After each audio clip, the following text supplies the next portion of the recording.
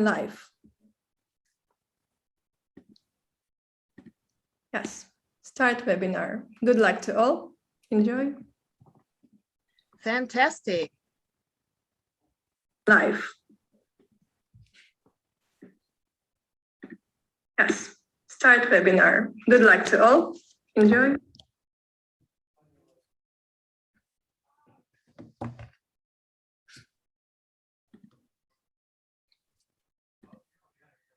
So Mary, do you want to start, Mary?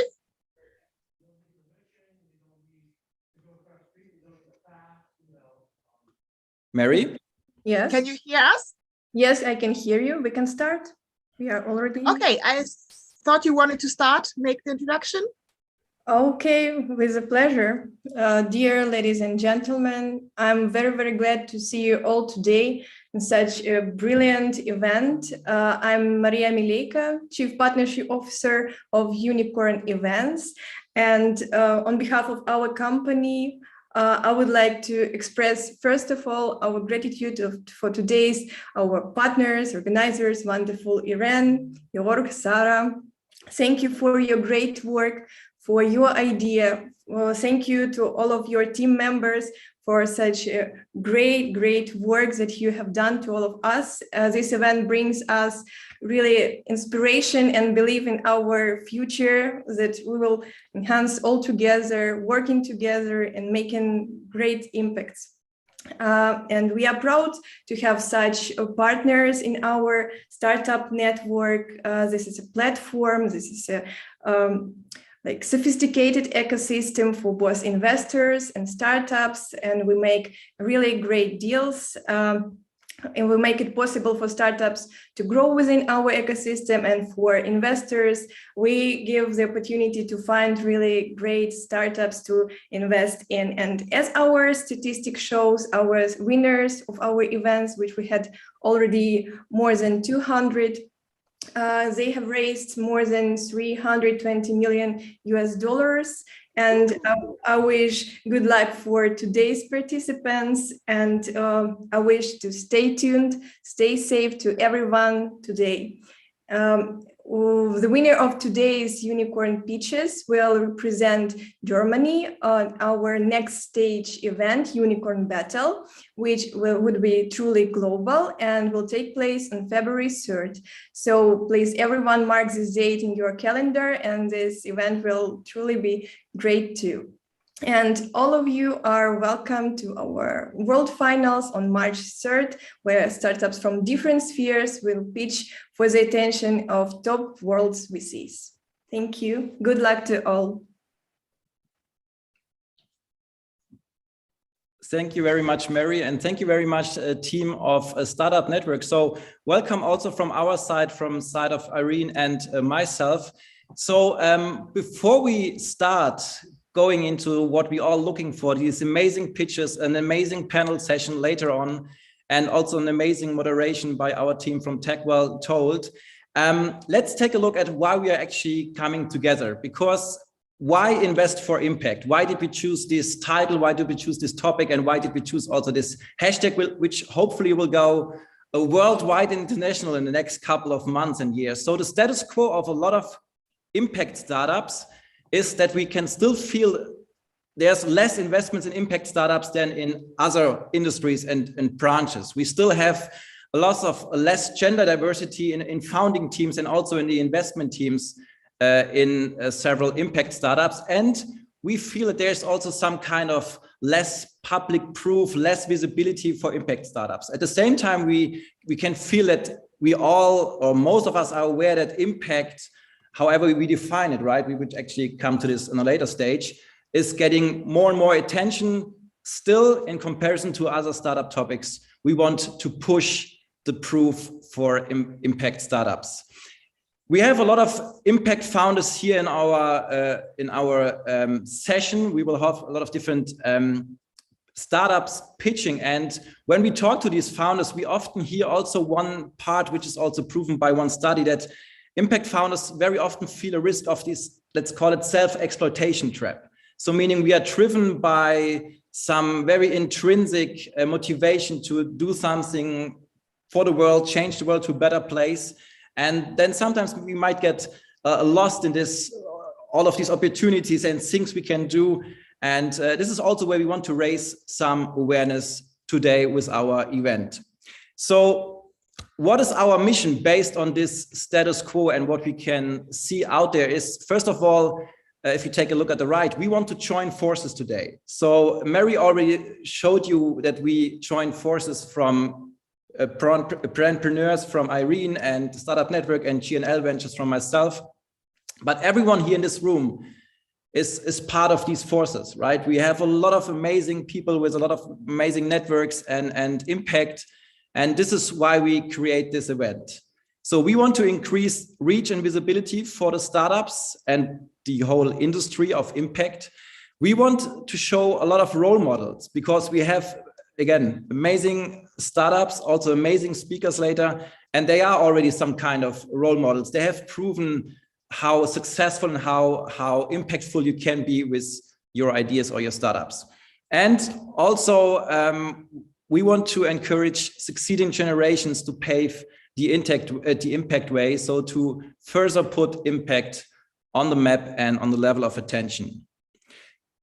Therefore, we have what we bring in here is a very nice and strong value proposition, especially with this event, Unicorn Cup, based in the ecosphere of Startup Network. We have a global and strong network. We discuss and work on socially relevant topics, and this is how we actually want to foster impact for the future. And if we talk about impact, and if we talk about other aspects like maybe even sustainability and responsibility, we will also talk about the SDGs. So SDGs, Sustainable Development Goals.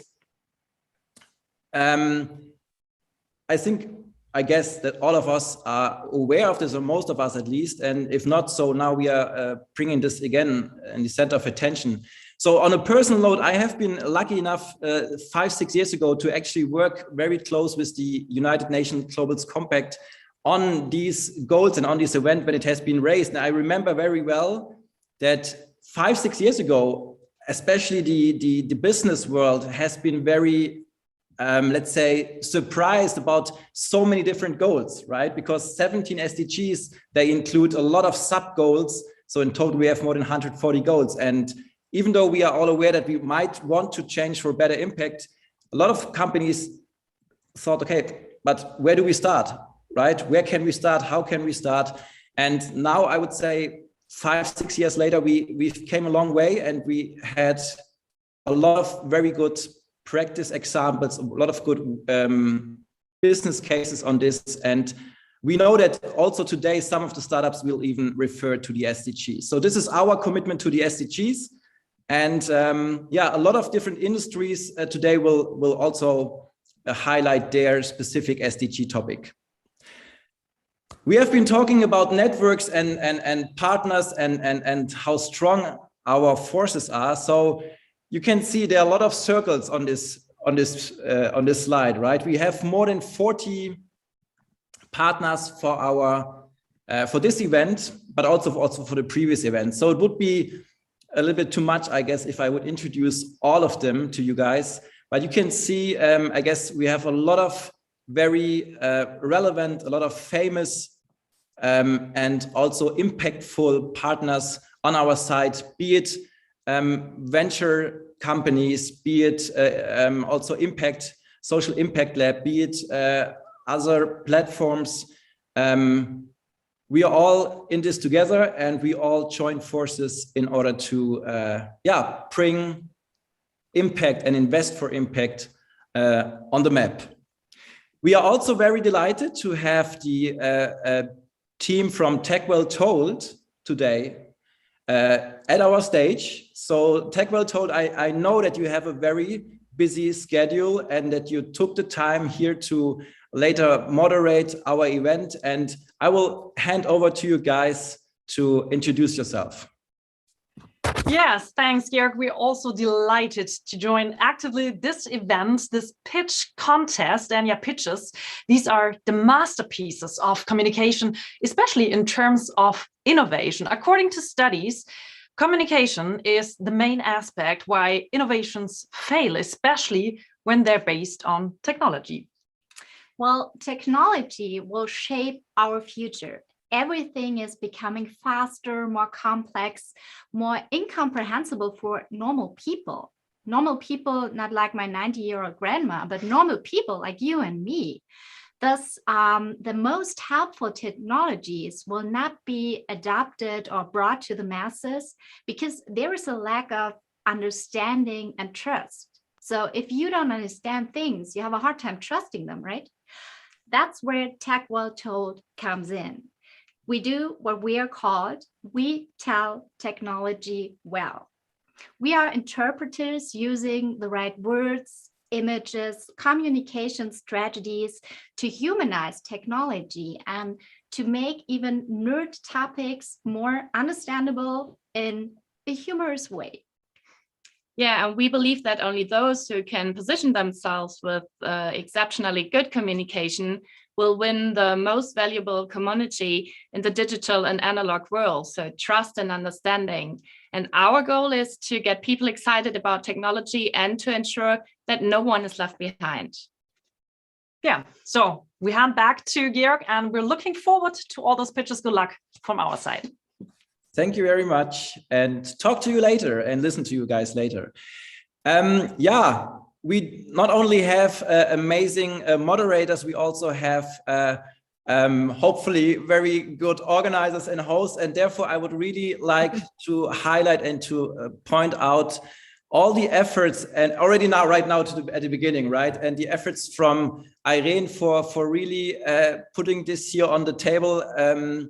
And Irene, you know, we have met, I'm not sure actually exactly when, but we have been in so many different events already together, be it as a mentor, as a jury, and now this time. So thank you very much for, first of all, inviting me as a strategic partner for this event. And it was a pleasure already now working and organizing this event with you. And you can see everyone who doesn't, I know, I guess everyone knows Irene, right? In this session here. And for those of you, even though you don't know her, I'm not sure if there's any stage out there where you're not on. So whenever we talk, right, it's like, okay, I'm at this event, I'm at this event. So it's amazing to see how much motivation and engagement you bring into this world for several topics, be it with like the last event of 25 to 25, the female pitch, and now this time this event. So welcome and thanks also for having me, Irene. Thank you. Now it's your turn. I give it all back to you, right? No, it's been my pleasure working with you. Without you, I don't know how it would have handled it. We've been working on this topic like 3 months, been very, very busy, engaged, and still had lots of fun, right? And we'll definitely, we'll keep on going. For every one of you who doesn't know Georg, he's a serial entrepreneur. I guess he has founded 6 different companies, and he's still nowadays a sparring partner for many different startups. He's very motivated, very passionate. I think our passion for startups in total is the one thing that unites us, right? And so you were like my first person to go to start this event. So I'm very, very happy to have you here on board, and let's have a very great event. Enjoy this time. Thank you. Well, to begin with, I would like to do a little Mentimeter survey with all of you. So you have here the code. You can go to www.menti.com and enter the code, or you just take out your mobile phone and enter the QR code. So our question is here, mission, #invest for impact. What does impact mean to you? We'll give you a couple of seconds. As I can see, the first ones are already started to enter some terms and words. And I have to go back here to Oliver Kuschel. We've been debating several times, right? What is impact? How do you measure it? But this will be your turn during the panel discussion to find out, to discover it. Fantastic.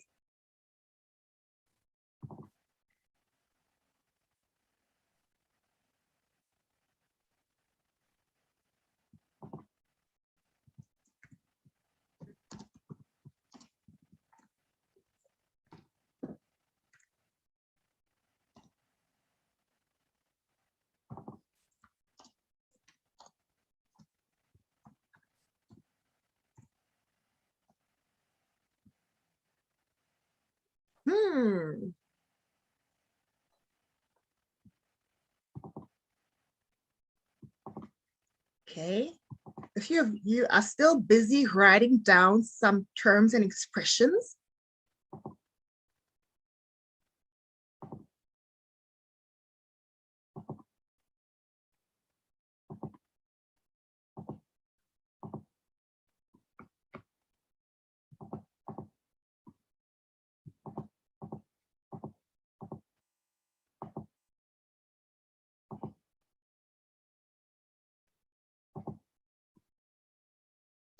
And for everyone who has a question right now, please revert back to Mary. Since I'm sharing the presentation right now, I can't leave it for now.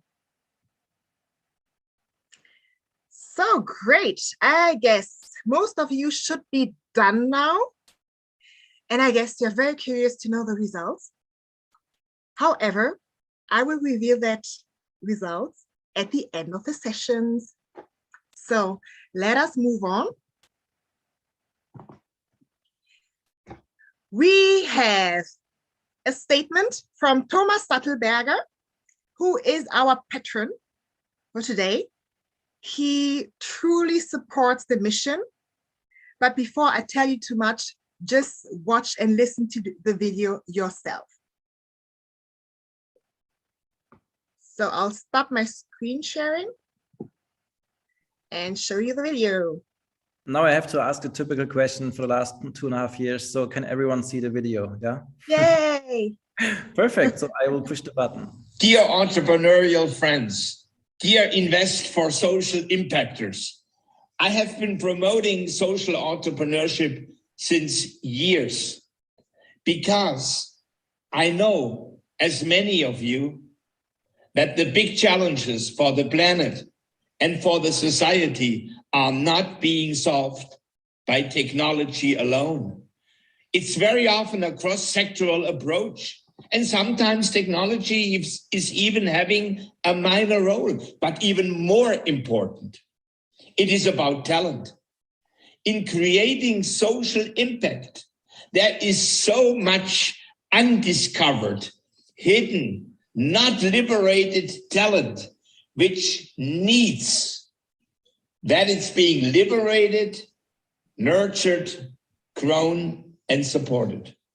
To be crystal clear, a pure techie culture very often is macho and solely exit-driven.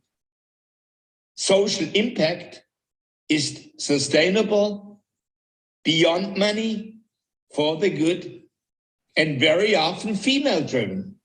Nevertheless, when it comes to investing, only 5% of female founders get more than 1 million compared to 30% of their male counterparts. And we know empirically that female-led businesses are much more sustainable, much more successful, much more long-lasting than their male counterparts. We need to tackle and address those issues. And your initiative is an important cornerstone to that. Recently, in the coalition agreement for the new German government, we clear-cut addressed social impact founding and investing, but also female foundership. We promised a national strategy for common good enterprises and social innovation, and we will provide access to assets from orphans' accounts as seed capital for social impact enterprises. And we will open up innovation funding of the federal government for social and ecological innovation. And we also promised to improve access to public procurement.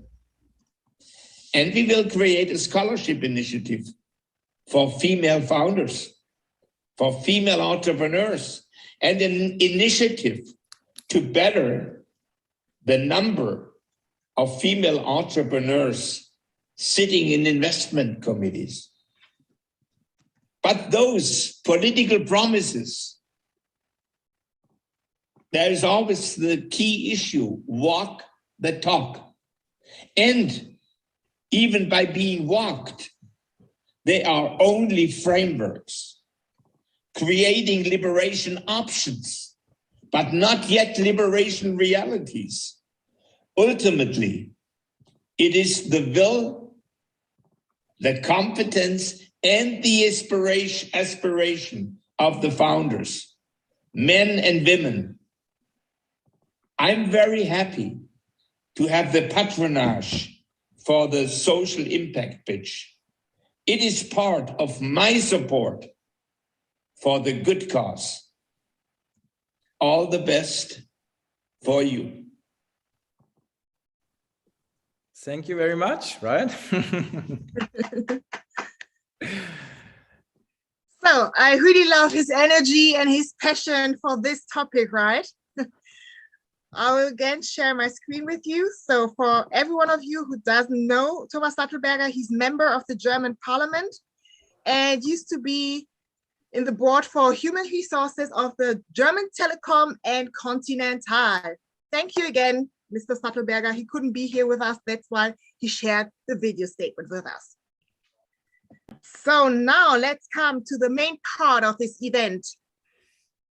Here's our agenda. So we started with the registration, we introduced ourselves, and now I will move forward to the jury introduction. And then we will have our first startup pitch session and one special startup guest, which is Stiftung Wirkungsanteil. They will not be part of the evaluation process. However, we feel that it's important to give them a platform today. So during each pitch session, every startup will have 3 minutes for their pitch and another 2 to 3 minutes, depending on how many questions arise from the jury members, where they will have the opportunity to answer all their questions. Thereafter, we will move forward to the panel discussion with lovely speakers and a little Q&A session moderated by our wonderful Sarah, Yvonne Elsa. And then we will finally have our second startup pitch session and finally announce the winners of today. We'll have 3 in total. So as promised, let's start with the jury members. As you can see, we have a lot of them here. And some that you see here on this picture have already been there, like Christine Terdebrag-Forstinger, Gary Fowler, Alexander Zaworka is always there because he is the CEO and founder of Startup Network. Then we have Anna Dektorova, she was here also. Sheila. Then we have, for example, Julia Kissick, her first time, but she's so excited and I'm happy to have her on board. Then Connie Hurl, and it's fantastic. Last time during the female founder pitch, her sister was here. So they switched the seats, but still I'm so happy that your family sticks to the Startup Network events and unicorn pitches. Lovely to have you here. So everyone who's here, feel free to briefly introduce yourself if you want to. And maybe Alexander, you want to do the starting point? Thank you very much, Ren. Thank you very much. Yes, I'm Alexander and I'm CEO and founder of Network VC and Startup Network. In our ecosystem, we have really several products. One of them is unicorn events, and we organize our events all over the world. And today it's in Germany, Austria, and Switzerland. And our syndicate fund usually invests from 100 to $1 million US. We are industry agnostic, we are geographically agnostic, but we prefer to invest in round A, sometimes late seed, or round B stages. Thank you very much, Ren. Thank you. So anyone else who wants to introduce himself or herself? I can do it. Hello, everybody. My name's Gary Fowler. I'm a serial Hey. entrepreneur and investor. Great to see you. Great to see some friends and smiling faces. I've done 17 companies. I've been involved in 2 unicorns. I was on the original management team at Click Software, which was sold to Salesforce for $1.35 billion, and also Eva.ai. Love AI and quantum computing. I've written 167 articles in the last 2 years. And we love investing. We love seed level, all the way up to doing syndicates where needed. We love AI. We love making a dent in the universe. So we support female entrepreneurs for all over the world. We just came back from a trip to Africa, where we went to South Africa. We went all over the continent, really looking for those companies that can make a dent. We believe that with all the challenges in front of us, we need to work together and we need to make a difference. I just spoke at the UN a few weeks ago about technology as a tool for peace, and I'm really happy to be here. Thank you. Thanks for being here, Gary. Maybe you can tell the audience that, you invested in one of our startups from the female founder pitch, and they have entered your accelerator program at the Silicon Valley. Well, I have invested in a number of them, so I don't know which one. So I have, we're active because we want to help. We use Silicon Valley as a port to the rest of the world. And there's so many opportunities out there that are untapped, especially with the female entrepreneurs. And so we're working with disserviced people that normally wouldn't get a chance, but those are some of the greatest opportunities. Companies like Patricia, which is a $500 million a Nigerian company, companies all over, right? It doesn't have to be just in the world. I mean, we have companies from Virginia, for instance, and a Stanford MBA. She's a female founder from that went to Stanford, who's located in Silicon Valley but couldn't have a voice. So yeah, they're all over. So I don't know which one. I have 76 investments. Wow. I don't know.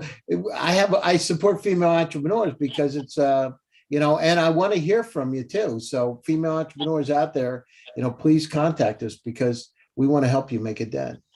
Yes. That's a and very also, and anyone else who's interested in co-investing whatsoever, also please feel free. Yes, absolutely. And I can't say enough about Startup Network. You do an incredible job, Alexander, and bringing people together. And, I feel honored to be part of these panels because you do an incredible job. And, the happiness if you brought people during the height of the pandemic so we could all communicate together is just, I can't tell you how important that was to me and is to me and from other people that have been involved. Mm-hmm. Thank you so much for the input, Gary. Anyone else who wants to introduce him or herself? I can go next. All right, you're in? Yes, please. Sheila? Okay, well, I'm Sheila Beladinejad. I work with private equity firms and conduct technical due diligences when they're going through mergers and acquisitions. I'm a technology consultant. My area of expertise is in AI. I work with VCs as well in evaluating target companies. So that is what I do as a profession. And talking about social impact, we also have formed a nonprofit association in Germany, which has gone global, called the Women in AI and Robotics. And we are on a mission to reduce the gender gap in these fields.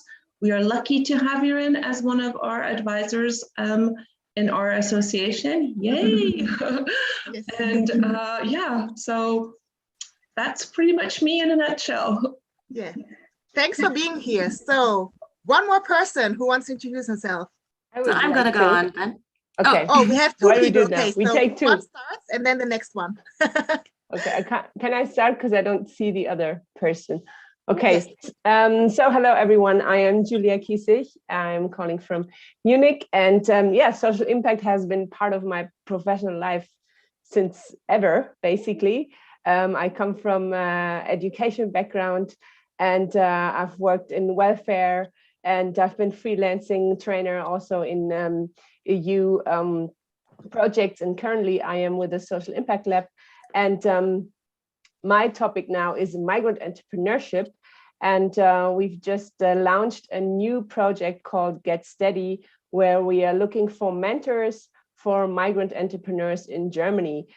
Why do we do this? Because founding a company is not a piece of cake, as you all know, but it's even tougher if you are not born in Germany, or if German is not your mother tongue. So that's why we are looking for mentors. And we also have another program called the Human Safety Net, where we support migrants and people with refugee background to start their company or to start their business. And that also can be small things like a hairdresser shop, or bigger things like a fashion label.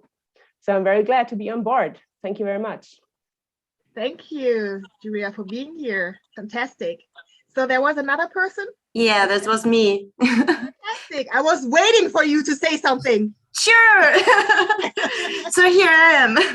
So my name is Conny. I'm born in Munich and based in Salzburg, Austria right now.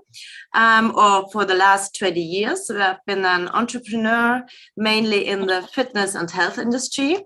And therefore, our purpose always has been to help people to live a better, a healthier, more active life. So this was actually our original idea of having an impact. So in 2019, I founded CK Venture Capital together with my sister Katja, which brought me a bit back to Munich, even a little bit. We are not a fund. We are investing as business angels in early stage startups, mainly pre-seed, seed phase. And we've got a high focus on impact. So how do we define impact? We are looking for the real game changers for solving the great problems we've got nowadays, or how we call it, we are looking for startups that make the world a bit better. Sounds a bit pathetic, but it's the best definition we've got for us. So we've made 11 investments so far. So I'm looking forward to tonight and wish everybody good luck. Thank you, Conny. It's not pathetic at all, I feel, right? Think big. Thank you for being here. Yeah. So that's not it. Here we have lots of other jury members.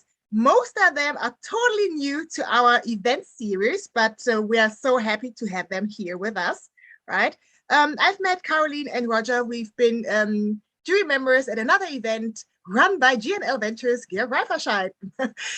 And all the others I met through networking, through LinkedIn, or through recommendations. So very, very happy to be here, to have you here on board. So maybe one or two of you want to introduce him or herself? Maybe I can start, Irene. I'm Mark from Business Buddies, based in Berlin, and I work with sustainable startups, so kind of impact startups in a way. Helps them to build the company, to sharpen the strategy, and to get the funding, and also do some smaller angel tickets on my own. Fantastic. Good to be here, right? Yes, sure, absolutely. Hope you feel comfortable with us all tonight. Thank you. Anyone else? Yes, happy to go next, Irene. Hello, it's Jasper. Absolutely love the crowds. Seems like a big reunion, and it puts a smile on my face these dark and sometimes uncertain times. My name is Jasper. I'm from Capacura. We have the leading early stage impact investor in Germany. We've done 20 investments, very much focusing on education, environment, and health. And obviously, a big topic is diversity. By the end of the year, I think we will have our portfolio totaling 50%, at least one female founder. And very much looking forward to today. Fantastic. Great. Perfect place to be here. Yes. Okay. Roger. Yes, I'm Roger Zimmerman, an American living in Germany for the last over 50 years. Co-founder and CEO of an NGO here in Germany called Next Entrepreneurs. As you all know, tech, artificial intelligence, robotics has totally changed the way companies work in the future. And future skills are becoming more and more needed in this world. And 65% of today's kids and high school kids will be working in jobs that don't even exist yet. So our mission is to prepare these young people for the workforce out there. We go out there in schools and teach them entrepreneurship, and are building an online platform with SAP together, which mirror these future skills. And the good news is over 70% of the ideas that these young people have are SDG oriented. And the real good news, over 50% are girls that are involved here. So the future looks great. With you, definitely. And I know that you're always looking for great mentors, right? Also for your events and so on. So we are all willing to support, right? Because and we're absolutely. Yep. It's a great initiative. I love it. And keep on going, Roger. Thank you. So one more person. Yes, yeah. Let me just say, I can really highly recommend, I mean, Next Entrepreneurs and the whole team, and what you built in the last years is really amazing. So I'm so happy to have you again here on the jury board, Roger. So looking forward to it. Thank you very much. Thank you. So one last person who wanted to introduce himself, then I would highly recommend you just to enter your LinkedIn profile and to connect with one another. Okay. So we have Caroline. Hi, hello everyone. Thanks for having me on board. Just wanted to say a quick hello here from Frankfurt. I am the co-founder of Station, which is actually a news platform. So I don't actually invest myself yet in startups in a monetary way in that sense, but I give them a platform. And I've also, I think, recruited a few startups to pitch for this event and also for others. So I'm always happy to connect with everyone on LinkedIn, and really cool to see so many faces here and just expanding the whole network. Nice to see you.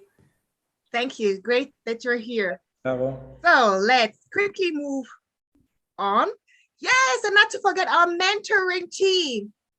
Huge responsibility. They've been coaching our startups and made them pitch ready. Here we have Sven Lindberg. Okay, I have to be polite, Professor Dr. Sven Lindberg, but I guess he doesn't mind me just calling him Sven. Marie Astrid, Rüdiger, Bernhard, Thomas Richter, Arndt Hungerberg. Maybe you just want to say briefly hello and wave your hand so that everyone can see you. Fantastic. Great.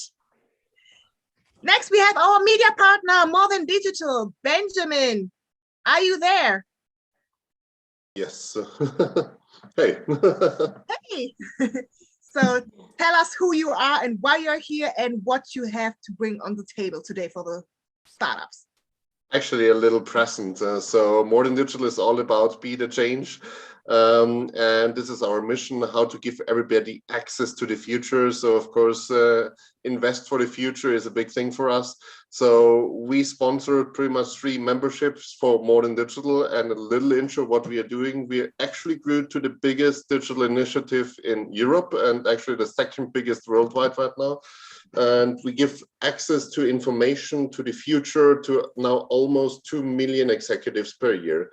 So what we are like a small Wikipedia for business, if you want to call it. And another kind of like a little intro to that, we also give a marketing coaching for the first place. So they also get a little dent in their social impact for more reach, for more marketing, for better sustainability and whatever topics we have there. So really looking forward for this session, and thanks for having us with you. Thank you, Benjamin. So you're one of the best, the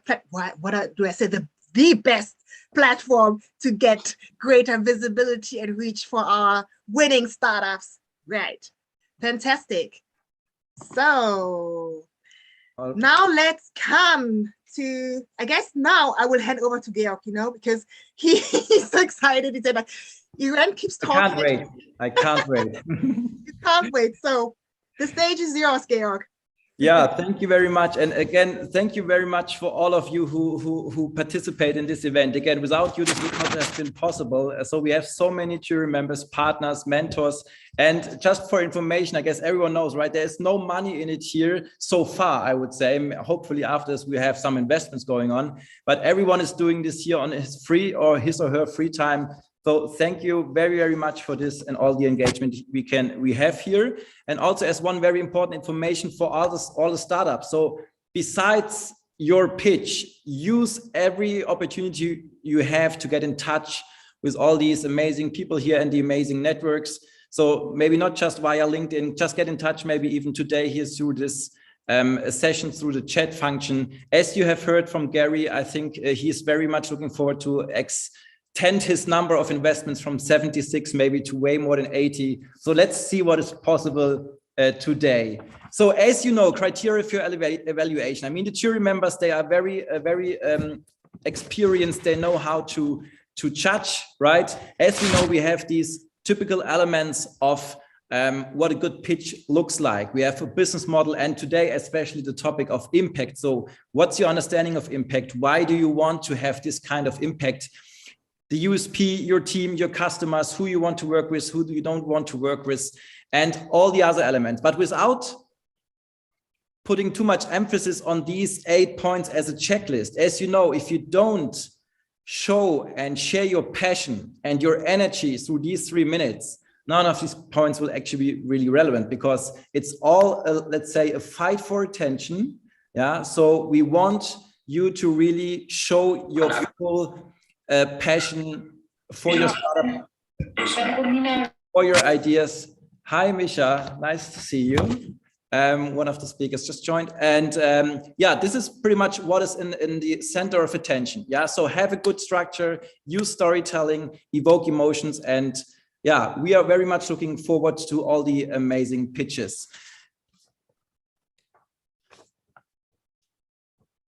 So the evaluation process, which is also very important information for all the jury members. So I know it's all a matter of time management today, I would say. So please make sure that you are able to evaluate during, or let's say shortly after the pitches, right?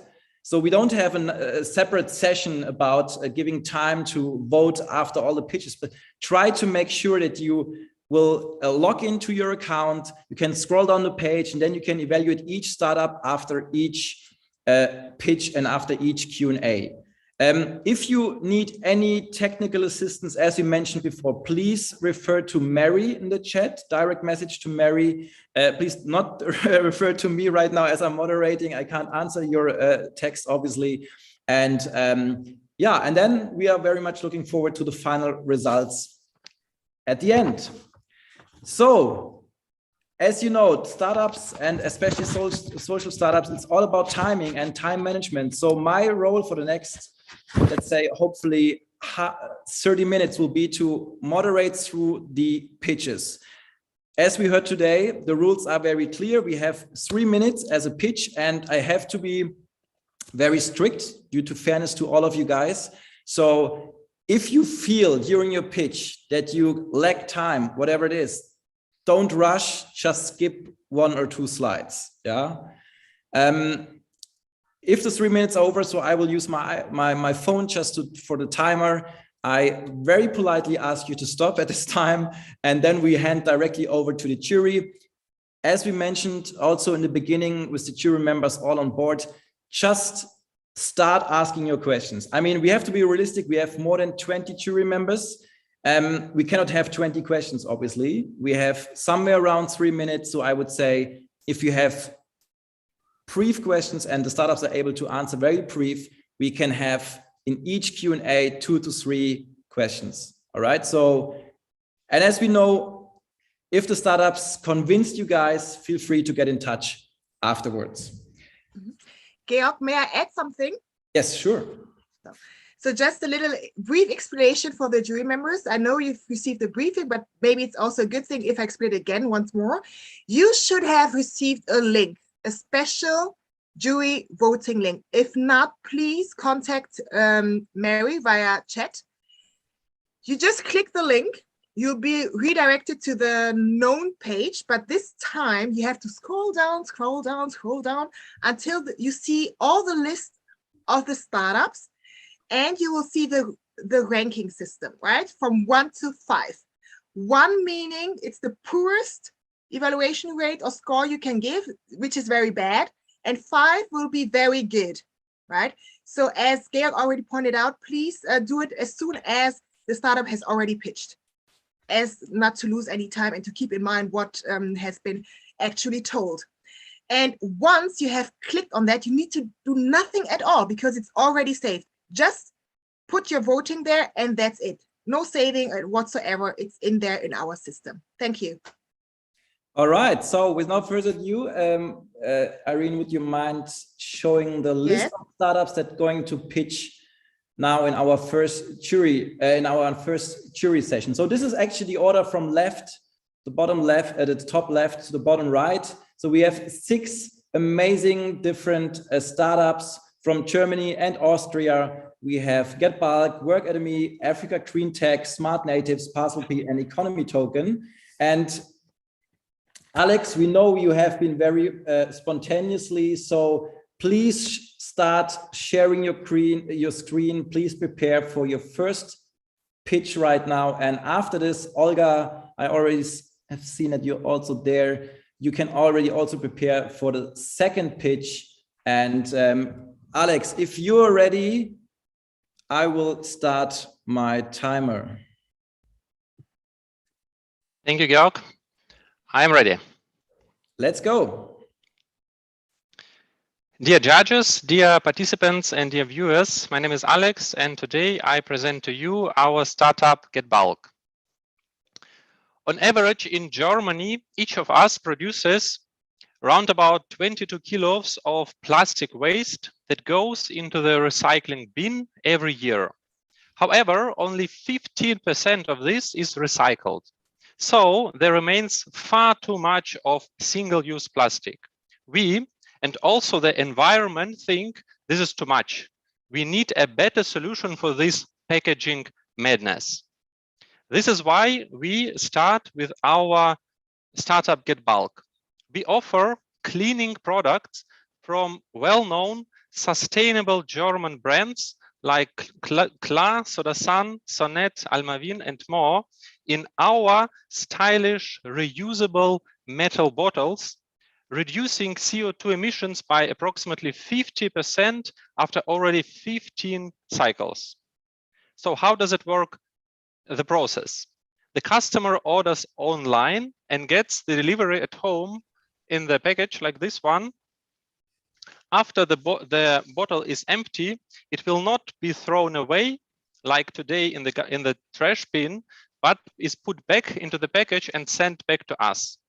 We clean it, refill with a new product, and sell to the next customer after the next purchase. We, the co-founders, think that with our experience and expertise, we can realize a solution like this.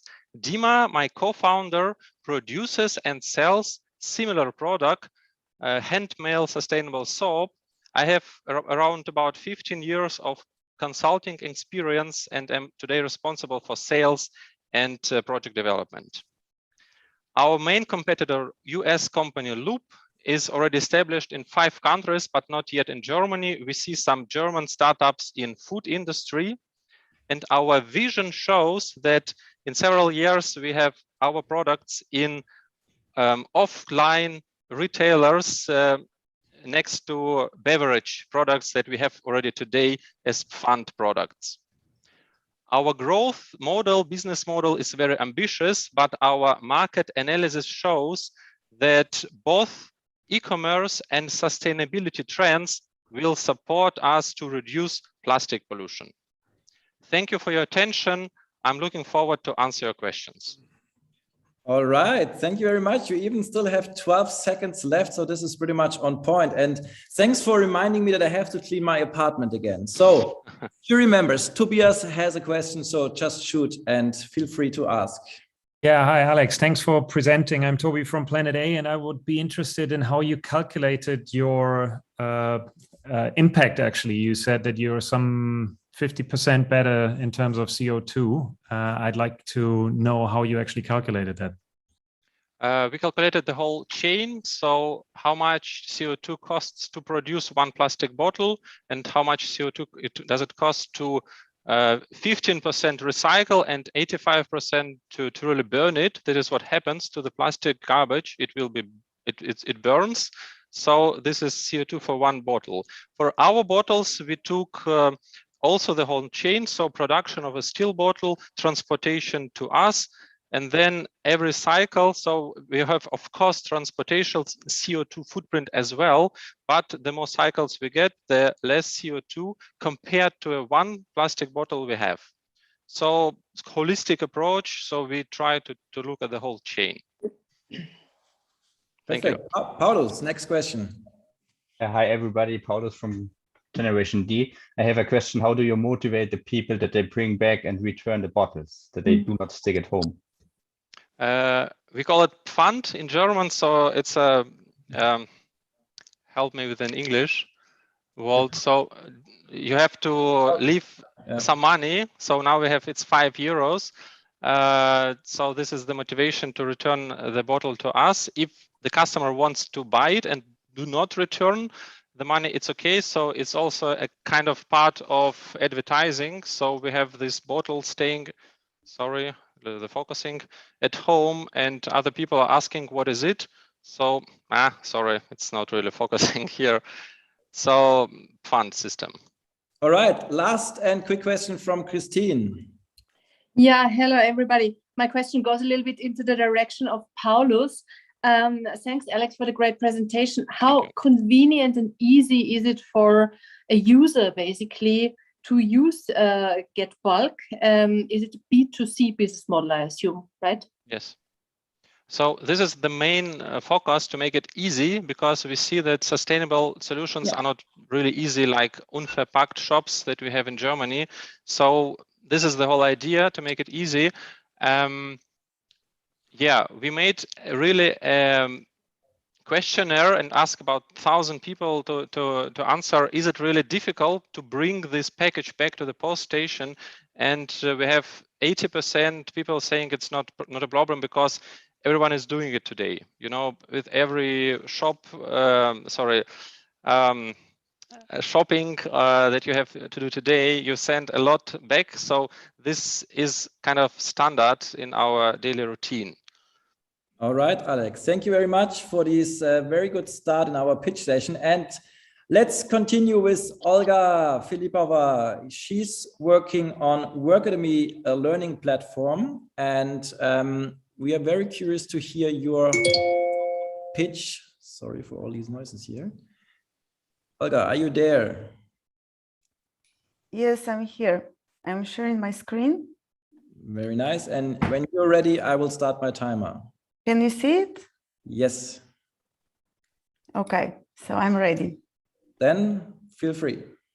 Hi, I'm Olga, and I dream about corporate learning that is engaging and impactful. Learning and development professionals share this desire. Engagement and impact are related. Engagement in learning means efficiency at work, which means the ROI, which means the impact on the business ecosystem. So how do L&D professionals increase engagement? They use complex and expensive tools, authoring tools, to create interactive trainings. Then they export them, and then they upload them into existing learning management system and do it repeatedly to keep the content up to date. Of course, all other employees are not able to share their knowledge in the same way. So on top of spending resources to build engaging trainings, companies also lose money on non-existent knowledge retention. And to add up, such great tools as learning management systems have become just folders for content that is built with some other tools. We decided to create a learning management system that is not a folder and that allows creating engaging content. So we say that a training is engaging when an employee can apply the received knowledge at work and make an impact on business. How do we create such a training? Follow these 3 steps. Think of your business goals and the learning outcomes for a training that are aligned with these goals. Second, think of the questions that you would ask an employee to check that they have achieved these learning outcomes. Now, write the content that helps answering these questions.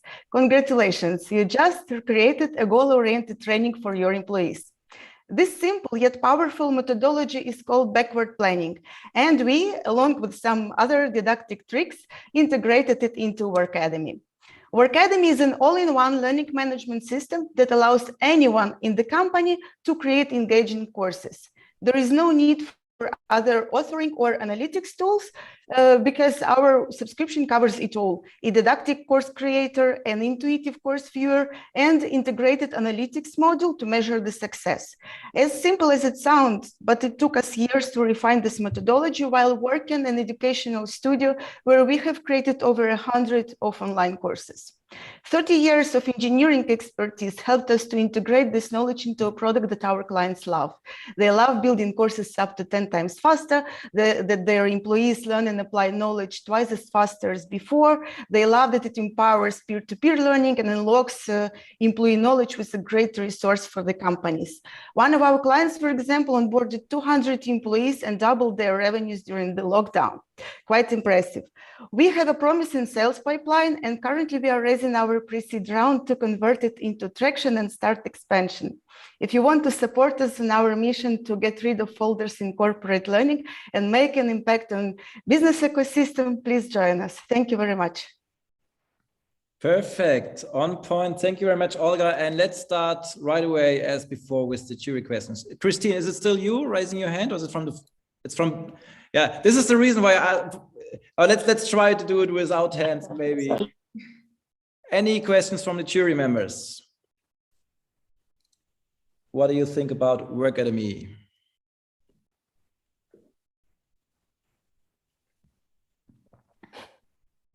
So maybe I start with a question. Hi, Olga. Thanks for your presentation. This is Anna-Sophie from Bonventure.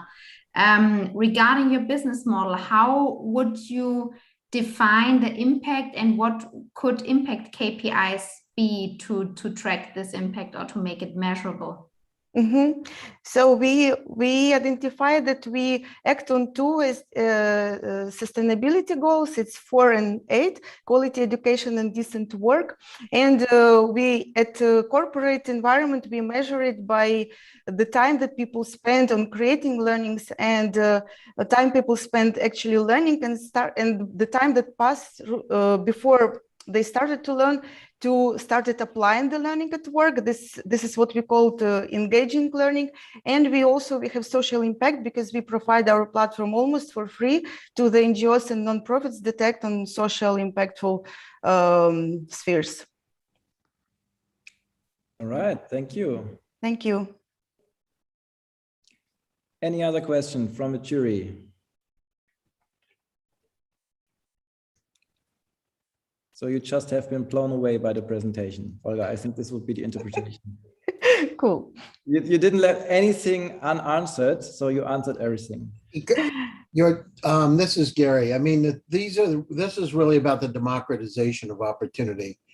So one, how we, and these are just some questions that we can take offline, but how are you going to really get this to become viral, right? If you got 4 customers at 300 euros per month. I mean, how long have you been in business? 1.5 years. Okay, well, you don't have a lot of traction for 1.5 years, right? So what's your, so my questions would be, how are you going to get that traction up? I love I look at it, the democratization of opportunity, that is an impact, right? To be able to bring it to people that normally wouldn't have it. But how are you going to get that up? And so that's a question in my mind. And what's your month-over-month growth today? That would be something else that I would be, I'm curious about. Yeah, we have to see that it's been 1.5 years, but we haven't been always selling. So we started it quite recently, and we combine community building with content marketing and event marketing, and we are slowly but steadily getting into some position where we are recognized in Germany. So I think that we will get there, even though currently we have only 6 paying customers, but we have a lot of companies that use it with social impact, and we have around 60,000 learners that are learning on the platform by the social impact companies and startups. So I think that we will get the visibility. I am pretty sure. All right. Thank you very much, Olga. And yeah, as I mentioned before, it's all about time and time management. So let's move on to the next startup already. And even though in the beginning of our event, I told you guys that a lot of impact startups very often lack public visibility and everything. And I think about this startup, this is not really true, because there's a lot of traction about Africa Green Tech. There's media coverage all over the place. So Enzo, I'm very happy that you're here to present and pitch Africa Green Tech. And the floor is yours, so you feel free to share your screen and to pitch Africa Green Tech. Hello everyone. Can you see my screen now? Yes. Perfect. I don't know if it's big screen. No, yes, I guess. Yeah, hello everyone. Super happy to meet you all. So yeah, let's start. Africa Green Tech is a German social enterprise created by Ida and Thorsten Schreiber in 2017. And our mission is to empower people in the global south to achieve more self-determination and growth through sustainable energy solutions. So I would like to start with an impact story, short, about Nasu Umar. And the man was about to go to Europe to take his chance. And when hearing that Africa Green Tech was about to arrive in his hometown, he decided to stay, and is now leading his own businesses thanks to the electricity provided by the solar tanner in his village. And yeah, as you may know, more than 600 million people in sub-Saharan Africa don't have access to electricity. So with this impact site, with this solution brought, Africa Green Tech has developed an holistic solution that supplies entire village communities in rural regions with electricity and sustainable technologies. So for us at the moment, it's already in Niger and Mali. And as you can see, we've taken the electricity to the next level by developing an intelligent system that can withstand the harsh conditions of off-grid regions in Africa, and outperforming sometimes even more modern European standards. And in addition to the electricity supply, we offer, as you can see on the right, also cooling solution, water purification, internet access, water irrigation, and women empowerment and consulting offers. Indeed, Africa Green Tech impact sites in Mali and Niger demonstrate how this technology empowers people to make their own path toward a sustainable and self-determined future by taking advantage of new job opportunities and obviously also income streams. And yeah, here we, by like effective cold chains and water treatment, enable better handling of the consequences of climate change, obviously, while new prospects serve to counteract migration. And close cooperation with local employees and partners is a key factor of our success. And Africa Green Tech is developing high quality technologies to resist the conditions in Africa, as well as completely being environmental oriented, because we try as much as we can to reduce the diesel system, the diesel generators used in the villages. And we dispose of a strong network community, as mentioned George earlier, community on the field in Africa. And yeah, we try to work as much as we can with local communities, and also 70% of our employees are locally based, meaning that we hire the employees in the villages around to co-create the solutions. And moreover, we develop our own financing tools through impact investing. And now the last slide about equity investment opportunities at Africa Green Tech. In the near future, we'll start our Series B, raising 20 million, and an impact investment private equity fund. This one will allow us to finance the 300 impact sites. And yeah, thank you very, very much for your attention, and feel free to ask me any questions. I will try to answer them all, even if it's going to be 3 minutes, but yeah, let's try. Yeah, perfect.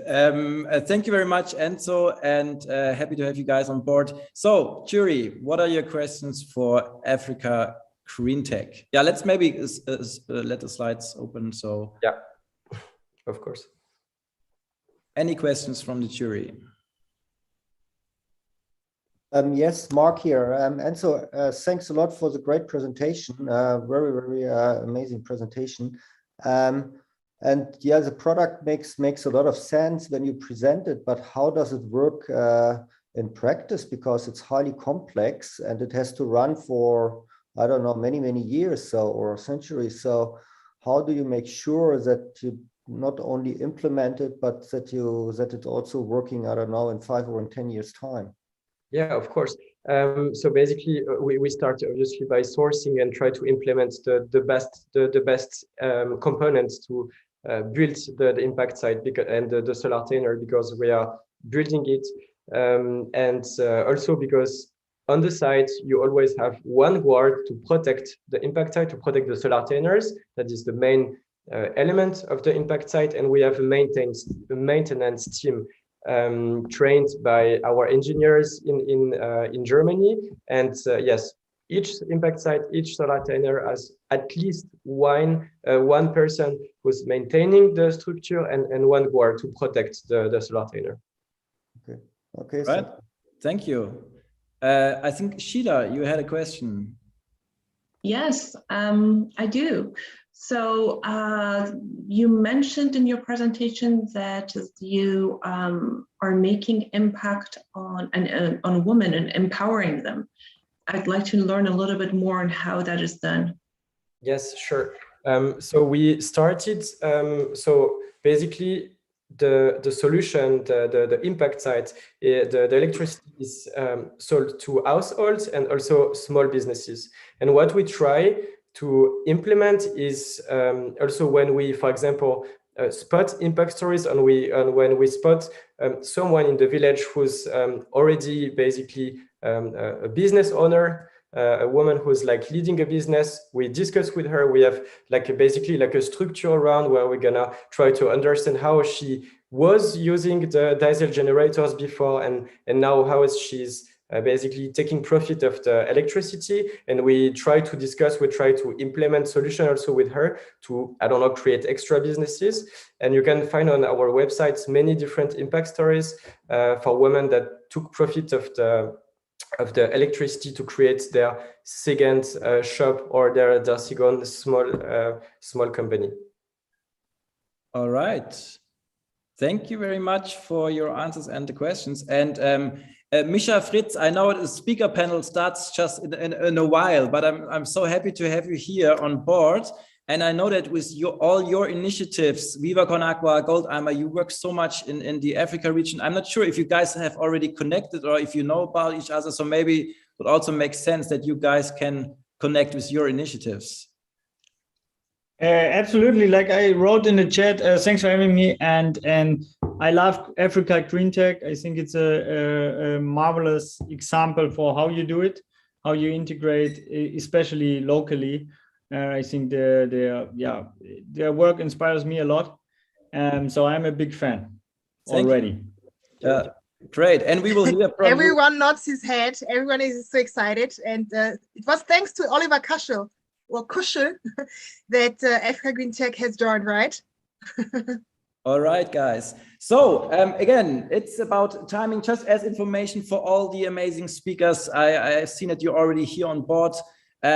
So regarding time, we still have some pitches left before we start into the speaker panel moderated by Sarah and her team. So let's continue with Adriane and the team of Smart Native. So again, we have an ed tech startup.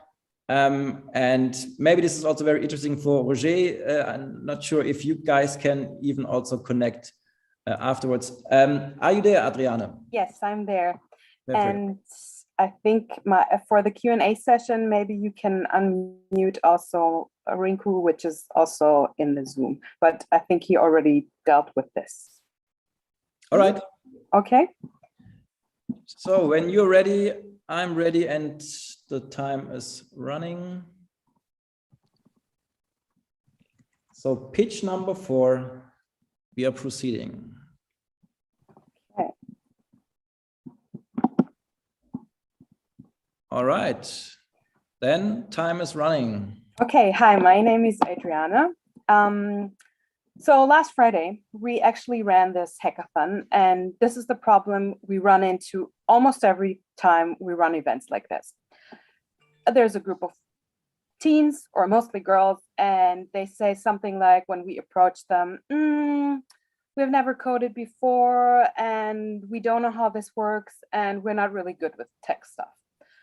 And you probably all agree that the school system, at least in Germany, sucks. And kids have no access to the digital world, but they're very good consumers of it.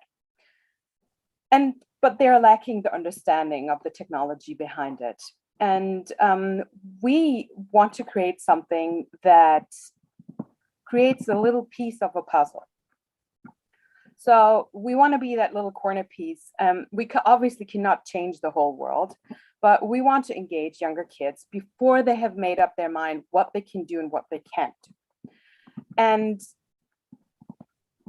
this is what we came up with. This is a robotic kit, and I hope it works now. Yeah. And it gives access to kids that are younger, and it creates interest and perspective. But what is behind it is a robotic kit and an AI-based app, but also their imagination. And this is what we focus on, because we take human-centered IT really serious, and we use the imagination of the kids and the app, and kids use their old toys to upcycle their project. And it's something you can't really see our product, because we create empowerment and enablement. But the good news is that there is a market for it. And when you look at the German toy market alone, with the category of kids being 18%, it proves that profit can also mean impact and must not be traded for sustainability. And so if you look at all the German kids between the age and 8 and 11, which we target for our first year, we think that we can reach around 480,000 kids and create about 2.9 million EBITDA. We want to address parents, or we want to target parents, but also schools and government institutions.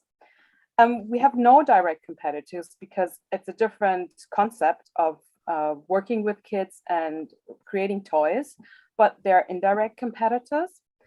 And we've had some traction. Rinku has actually won, together with one of our teammates, the first prize in an ideathon of the Frankfurt University of Applied Science. But with our company, we actually are very successful, and with this, the RoboPack would be a different product. And our team consists of me. I'm a teacher actually, and tech and IT enthusiast, and also I'm a reviewer for the Ministry of Education. And my co-founder, Rinku, is the founder of Tech Heroes, an innovation and programming school. And we work together with Mohammed, a student. Thank you. Thank you very much. So, sorry, I just realized, even though it's a pitch competition, the reason that you're all having these good courses, it's so hard to cut you after 3 minutes, but I'm trying to stick to this. Yeah. Thank you very much, Adriane. Let's continue with the jury and questions about your robot and AI kits. Who wants to start? I want to start. So thanks for the presentation. So you said you want to empower the girls. So how do you want to address them? How do you want to show them that they are their main target group? So to clarify, we don't only target girls, we truly believe in diversity. And we also saw that if we run events or if we target only girls, they don't feel, they think, okay, maybe it's just for certain girls. And so we truly believe in diversity, and this is how we actually target also girls. All right, thank you. Rinku, you want to add something? Yeah, maybe just a quick thing, because when you said there are robotic sets are on there, and we have with the methodology we have created them, we are creating specific robo sets for girls with utilizing their toys, such as there are different things which we are utilizing to get girls into robotics and AI. All right. Thank you. One more question from Verena. Yeah. Hi, thanks for the presentation. Very interesting, and I believe in coding programs for kids. No issue here. Since I just learned you are a teacher, I would be interested to know how you plan to overcome the sucking German schooling system. Since I learned that one of your customers groups will be schools. As far as I know, schools never have any money. Sometimes only the Trägervereine, but no one else has money, and the communities usually are not prepared to give money on top of that. And I would like to know why it's not the companies or perhaps Wirtschaftsfördergesellschaften you're approaching as well, since you're doing something for the future workforce. Winkler, you want to answer that, or should I? Sure. We are doing this already, and as Adriana already mentioned, we have won a couple of prizes, and most of the prizes are in fact somehow laid to the Wirtschaftsförderungen.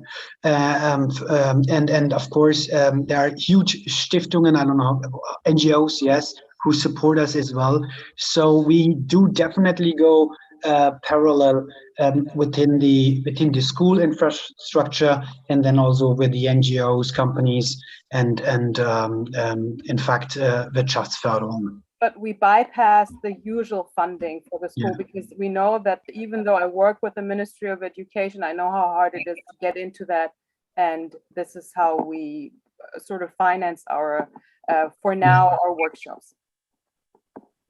All right, thank you. And one quick last question, hopefully from Sheila, and one quick last answer from the team.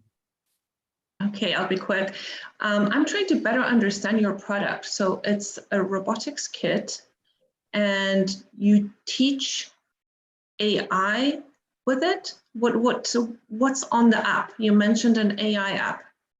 Well, the app basically the instructions and stuff like Q&A sessions, and even how the building of the robots is being done through the AI, which detects the workflow and so on, and also suggests us how to build, because none of our toolkit would be like a simple model. So you could develop with one RoboSets, you could easily develop up to 15 to 20 different robot types. Mm-hmm. So this the AI helps help the kid to develop different models out of one set. Do you have adaptive learning on the back end? Yes. Cool. And actually, we were winner of the last year's largest education hackathon, Wir für Schule, and where the idea was born. Very nice. So many amazing and inspiring startups. Thank you very much, Smart Natives. And just one organizational quick question in the crowd. Is there someone from Economy Token? Do we have someone from Economy Token? This is actually good news, because then we can spare some time. So last pitch before we listen also to Tom from Stiftung Wirkungsanteil, and then hand over to our, and I can't emphasize enough, amazing speaker panel. Oh, Jan, you're fast. Okay. Parcel P, Jan, you want to fight empty trucks. Let us know how. Yeah, thank you very much. My family lives in the Netherlands, and I drive a lot on motorways to meet them and see many fully loaded trucks on the way, making Germans happy with Dutch tulips and Dutchies happy with German beer. But the truth is, almost half of those trucks are empty. More than 40% of the space driven around is not occupied. That's a huge waste of money and a disaster for our climate. Road traffic is one of the major producers of carbon. The wasted energy on German roads equals the whole CO2 output of Sweden. On the other side, we order more and more on the internet. In 2020, more than 4 billion parcels were shipped in Germany, generating a revenue of more than 80 billion euros. E-commerce companies are growing fast. Too fast for the parcel delivery industry. They have reached a limit of growth and increase their prices every year. For many products and e-commerce business models, delivery costs are a huge and even growing problem. I'm Jan Casalet, founder of Parcel P, and we developed an ecosystem that reduces waste in the freight industry and saves lots of money. Parcel P is utilizing existing freight capacities. If, for example, a truck drives half empty from Amsterdam to Zurich, it can pick up a pallet in Bremen and drop it off in Xanten. As we avoid our own infrastructure, we can offer a single parcel delivery from as little as 99 cents, beating all our competitors. And we work almost 100% carbon and traffic neutral. For both our clients and our end users, using ParcelP is super simple. Let me explain by taking you on a very quick end user customer journey. First of all the user has to do is to add a product, for example, some paper into the shopping basket of an online office supply. Second, that user chooses the ParcelP delivery option in our client's shop system and might add a last mile delivery service too. The parcel will then either be delivered to a location close to the end user and can be picked up, or it will be delivered by last mile delivery service to the door. Our secret sauce is the fact that all the relations between our customers and the end user regions are served anyway by existing and already driving trucks that are not fully loaded. Many companies offer the remaining empty spaces via real-time marketplaces. This is where ParcelP comes into play. ParcelP can find availabilities, get a quota, and place the order for the transportation of our pallet in real time. And there are quite a few numbers of platforms such as Permira and Sender, and all of them combined offer capacities literally any time of day between large cities all over Europe. The European parcel delivery market is 58 billion euros in size, and that's a huge and growing market. We want to be on the road with the first pilot soon. LOI is assigned, live a little later, and growing steadily after.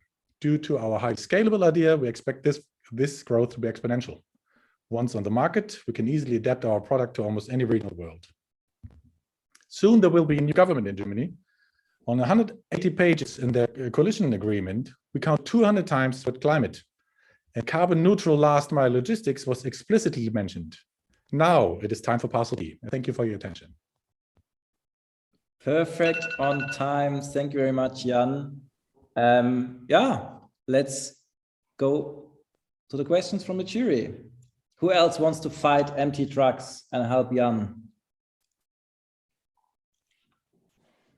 Any questions from the jury? Where are our logistic experts? May I again? Yeah, sure, Verena. Since I know a little about the logistics system around the port of Rotterdam, where they introduced such pre-pickup points, as far as I know, I also seem to remember that like years ago, I have come across a similar approach, a platform, and I think it was some co-developed with Fraunhofer and Mobilitätsnetzwerk North Rhine-Westphalia, something like that. And there was a system like that. Where is your USP? I mean, I don't know what happened to all these other systems which I heard about like years ago. Have they come into place? Is it that you found a better solution and you have like a better way to convince community and logistics companies to invest and use your tool and your platform and the services, because sometimes it's in the cities and in the towns that they don't want like pickup points outside of the town because you have the resistance of local logistics companies. As well, I see a little problem there. That's why I'm asking these somehow heretical questions. Sorry about that. I mean, these marketplaces already exist for some time, and even before them, there has always been an exchange between these companies to try to reduce the waste. The value we add is to sell the single delivery of a parcel, and that has, for some reason, not been done yet. So if we succeed, we would really be the first ones. And we only exist because these marketplaces are already there. We would not be able to do what we do if that work would not have already been done before. But I totally agree with the waste and with the useless driving of half empty or probably full, but of all those delivery trucks. I think that's one of the main issues in the future to reduce traffic within city centers. All right. Yeah, Jen, this is Gary. You know, Click Software, the company that we sold for 1.35 billion, did optimization algorithm, came out of the Israeli Air Force, by the way. We didn't look at it in terms of CO2 emissions at the time. It was having the right truck at the right place at the right time with fuel oil, for instance, making sure. So I like the way you've applied it. And, you know, just some words of encouragement. We were 9 people when we got started on this project. But the key is you need to figure out how to get out there. We started that 20 years ago. Right, just FYI. So I think the angle you take is really interesting, I like it. But it's more than just the amount of packages there. It's who's driving the truck, how big the truck is, right? I'm sure you take that into consideration, what the space available is, et cetera. But I like what you're doing, and I think that the CO2 emissions part is very interesting. But it's more than that. It's how fast I can get it there, and how can I reduce emissions at the same time, right? With the right quality of drivers. Yeah, all right. Thank you, Gary, for this comment. And one quick last, again, because of time. Yeah, now I have to choose between Julia and Anna. I don't know. Julia, do you want to leave your question now? Yeah, thank you. I was interested to know, Jan, how you decided to focus on this individual parcels. Like, what was the process or the research behind it that made you focus on that? And by the way, of course, this problem that you're trying to solve is huge, and I'm really happy to see ideas there taking place. Thank you. Well, even though we have a different approach, we are competing with DHL and other companies, so we have to sell a single parcel delivery just for competitive reasons. Of course, we are benefiting from better utilized pallets too. So with the volume, it also increases our profitability. But in that sense, we have to offer a single parcel, the delivery of a single parcel. All right. Thank you, Jan. And yeah, thank you for these amazing first 5 pitches. So jury members, again, remember to leave your votes already right now. We had GetBulk, Alex from GetBulk, Olga from Workademy, Enzo from Africa Green Tech, Adriane from Smart Natives, and now Jan from ParcelP. And before I finally can hand over to Tech Well Told and Sarah, and I know you're already looking forward, and also the speakers, one last presentation. We didn't want to call it a real pitch because Stiftung Wirkungsanteil is not like a real startup in this sense, but they have a lot of efforts and engagement for other startups, especially in the impact area. So Tom, we decided to give you this floor right now. Are you there, Tom? Yes, I'm here. Okay, perfect, amazing. So even though I said it's not a real pitch, also try to be brief and to show us. So just as a quick note, I saw your presentation, what is it, like 3 weeks ago at the Business Angel Day in Cologne. So yes. Happy to have you aboard again. And yeah, let's listen to Stiftung Wirkungsanteil. Yes, I tried to keep it really short and simple, but I also have a short pitch deck. Thanks again for the opportunity. I'm really grateful that I can talk about the Stiftung Wirkungsanteil that we founded in September this year. And I think, or we think, all entrepreneurs want to make an impact. And since we're talking about impact today, the whole evening, when you talk about impact, you also have to talk about responsibility and about corporate social responsibility when it comes to business. And this also refers to startups, because startups are nowadays corporates too. Because when you look, we heard a lot more often today, the new coalition agreement, and more than 17 times the word startup was mentioned in the new coalition agreement. And also an important voice like Felix Haas, the chairman of Bits and Pretzels, last week in a Handelsblatt interview said that startups should, I can refer the quote, that the responsibility of startups has never been greater, and they should find their own way how they can give back to society. And the question is, how can startups give back to society when they are exit orientated, not only impact orientated? Because the problem is 92% of the founders are personally committed to CSR, but on the other hand, only 19% of the startups have designated someone for CSR in their startups. And when you look at the last German startup monitor, social impact strategies have been gone down by 4%. So how should startups solve this problem when they have no time and resources to develop their own suitable social strategy? And this is where we start focusing on exit-oriented startups. We are kind of one module to help them with the impact shares or Wirkungsanteil. it's a pledge. It's that the startups can transfer 1% of their shares to our foundation, and focusing on growing and working on their development with their programs and their services. And in the end, when it comes to an exit, the 1% will be shared to a social or charitable purpose, and the founders by themselves can decide where the money should go to. And this process is really quick and easy and cost-free. So more than this, we want to build a community like with people like are here today. I'm really thrilled about all this pledges I already heard, and I'm looking forward to the panels. And yeah, we want to build a community of like-minded founders. And we have some really interesting people on board. One of them, for example, is Cent. Markus Sauerhammer is here as well today. He will be part of the panel discussion. And I'm really happy that we have the first startups on board already, since we started only 2 months ago. And yes, I'm really happy to connect. We are LinkedIn, and we have the next How to Wirkungsanteil event in December. And I will share the link, the Eventbrite link. And yeah, I'm also happy for questions, or we can go on. I don't know how the time looks, Georg. Thanks a lot. Okay. First of all, thank you very much. Thank you very much for your presentation.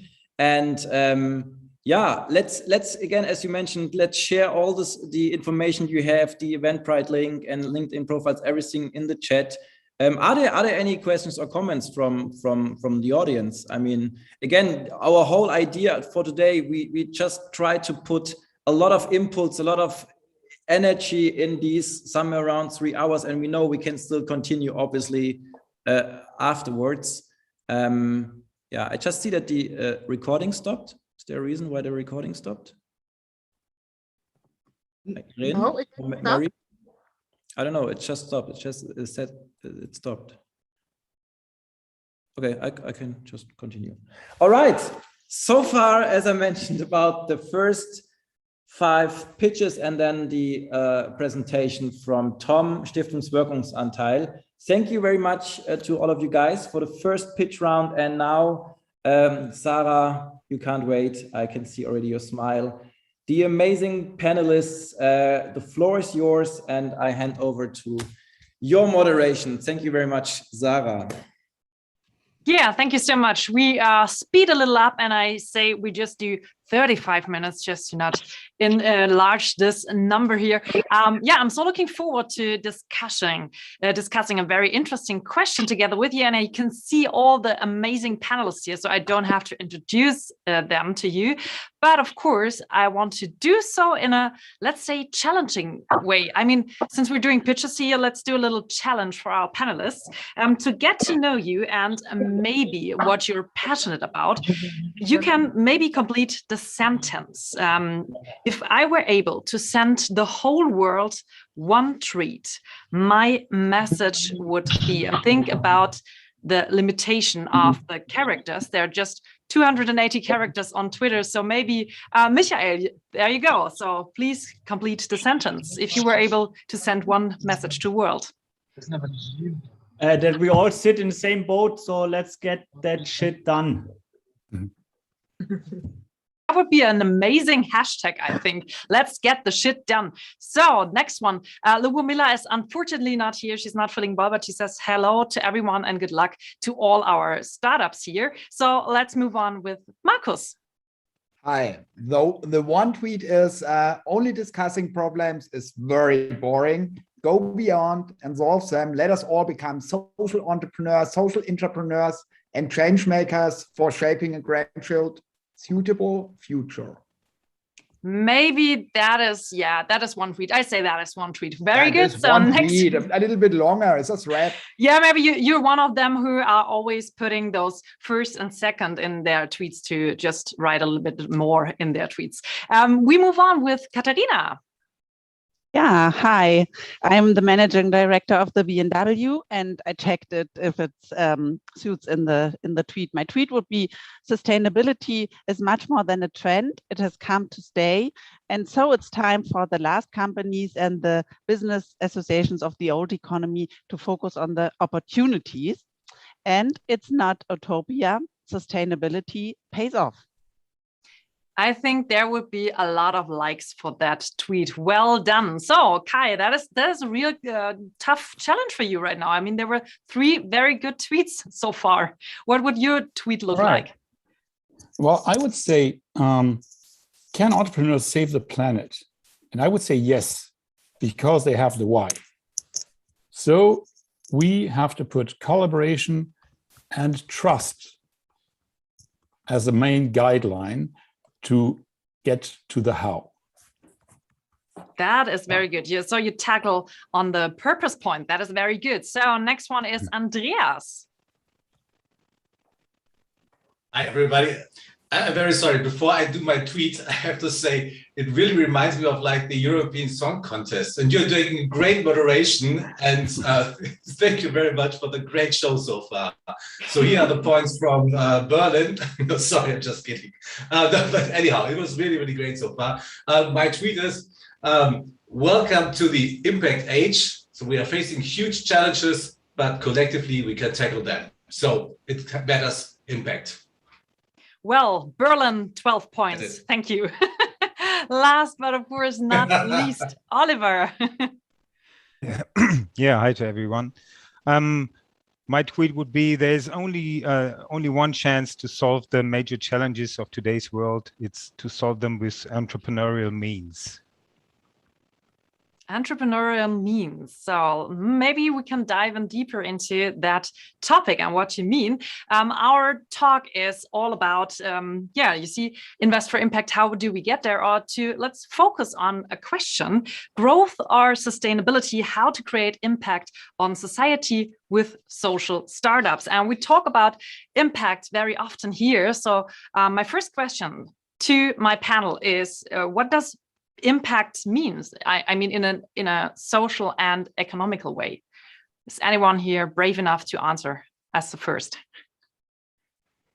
Yes. Maybe I can jump in Okay, here. Kai, that's good. You go. First raising the hand. Right. Thank you. I do think that I just want to get a little bit deeper in what I said before. Impact and profit are not opposites. What we need to do is to get the framework right, that we have a holistic view on what the impact of what we're doing is really, and not the oversimplified system that we might have now. This is complicated, and when we look backwards, like let's put ourselves in the future, 2050, then we can pretty easily see where we will be in a better framework. How we get there is the huge challenge they have right now. We all feel that we're too slow. And that's what I wanted to say a bit earlier. Trust the people, trust in the capacity of everybody to no one wants to damage, no one wants to be destructive in the first place. So we can give people, and each single one of us, more responsibility and the means to do what we feel is good for us and our close or further environment. So impact means that we take responsibility for what we're doing, for all of our actions, and we have, from the regular framework outer, the possibility to do so. So, like something like a social impact is always in the first place to make any substantial environmental impact sustainable and be done in the long run. Okay, there was another hand raised, I think. Or is everything said with that from Kai? Yes, Andreas. Yeah. So, of course, I'm very delighted to see that you're putting impact and impact measurement at the core of the discussion. And that's really very needed. Nevertheless, for me, it's important to say it's not about the frameworks. It's not about the KPIs. Yes, we need those, but the starting point is the mindset. So we need a collective mindset that we are really in a phase of transition into a new economy, into a new society. And if we build a society around impact, then it's about the purpose, the mindset, the attitudes we're having. And once we have that, then we can use the frameworks the KPIs. And there are a lot of frameworks out there. I would like to just refer to one thing, which is the impact measurement project. So here we are getting close to getting also an agreement on a global level. So what are the instruments, the frameworks we're using? Because if we would like to see that the impact ecosystem further develops, we have to also agree at some point on standards, because otherwise the due diligence is always way too expensive. We need KPIs where we can do the comparison, the benchmarks. So please try to use the same instruments and not reinventing the wheel over and over again. But again, the starting point is the mindset. Starting point is the mindset, but of course, when it comes to money, measurements are very important. And I did a little research, Oliver, on your LinkedIn banner of Anthropia.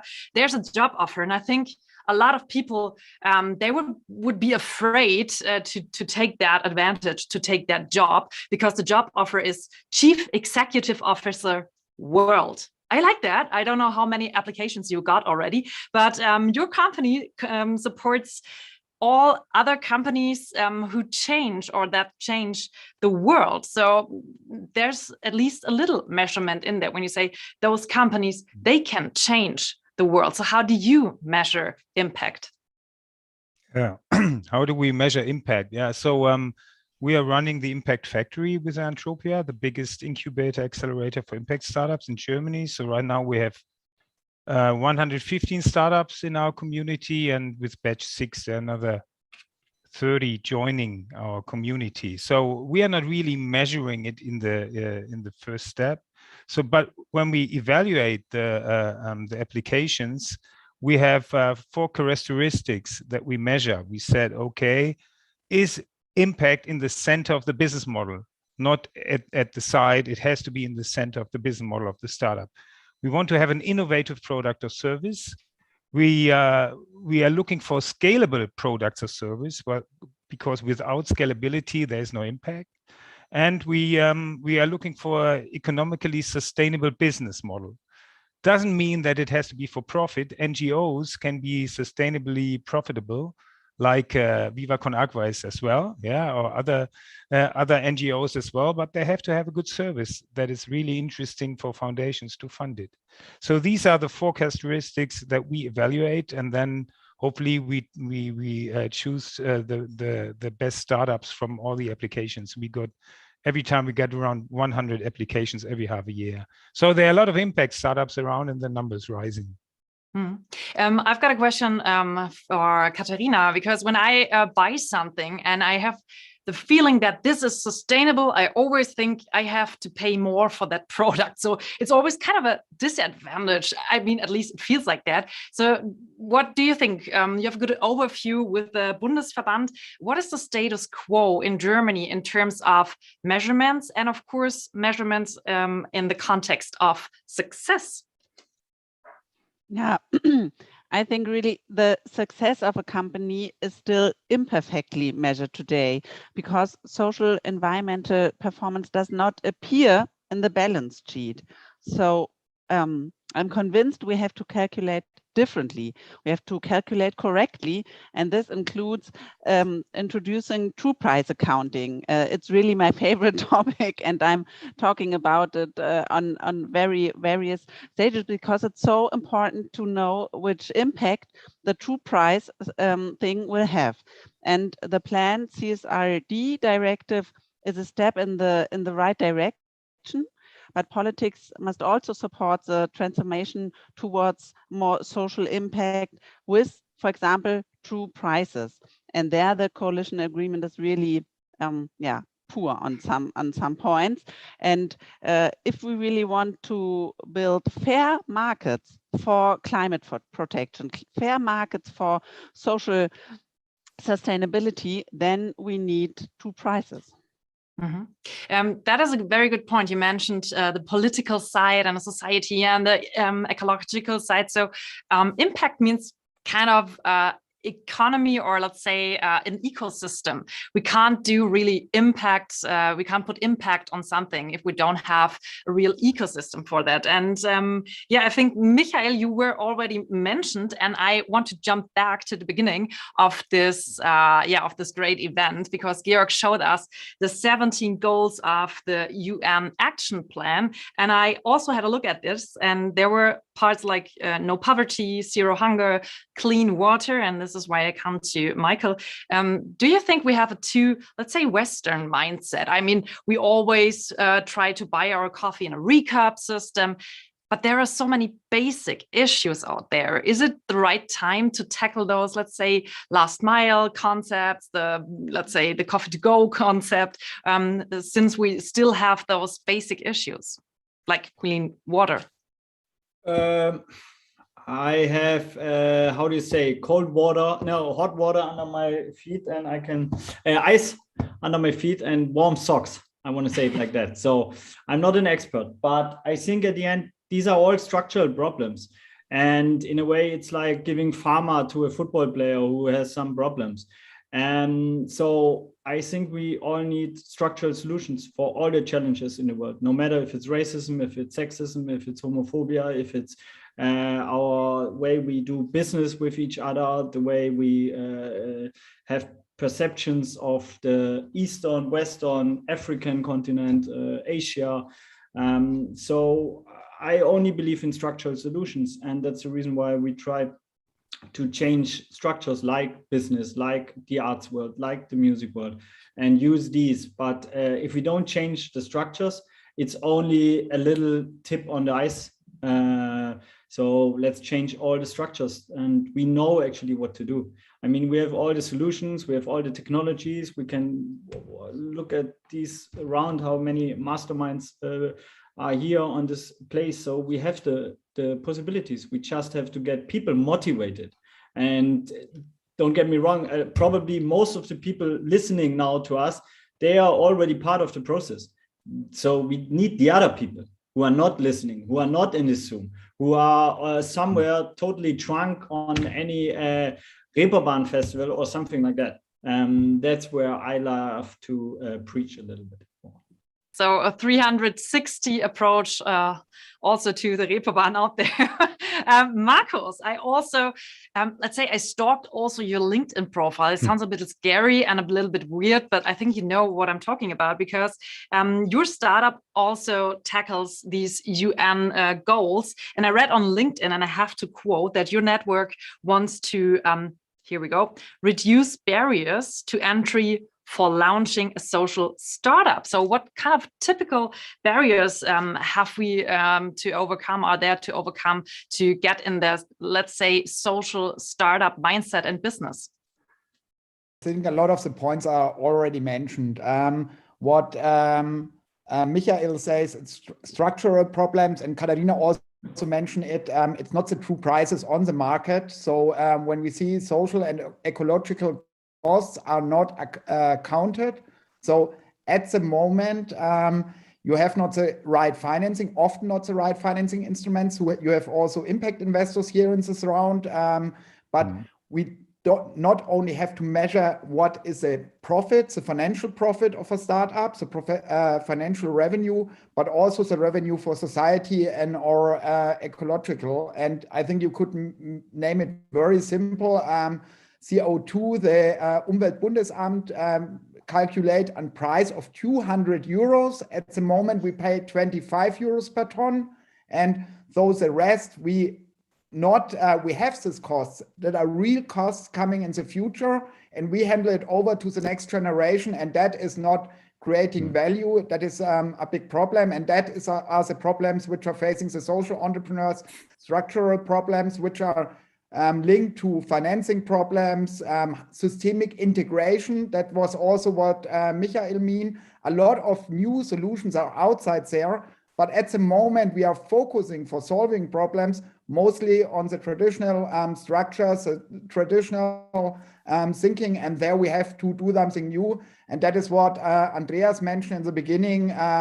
We are tapping in a new epoch, and how could we solve these organizations, the social startups, which are really working on the problems, that they're not focusing 100% of their time on fundraising and not solving these problems. The problems are too huge, and so we have to bring better framework, legal framework, financing instruments, and a better coordination in the next government. It's not only about talking, solving this problem, it's about really do it in a different way.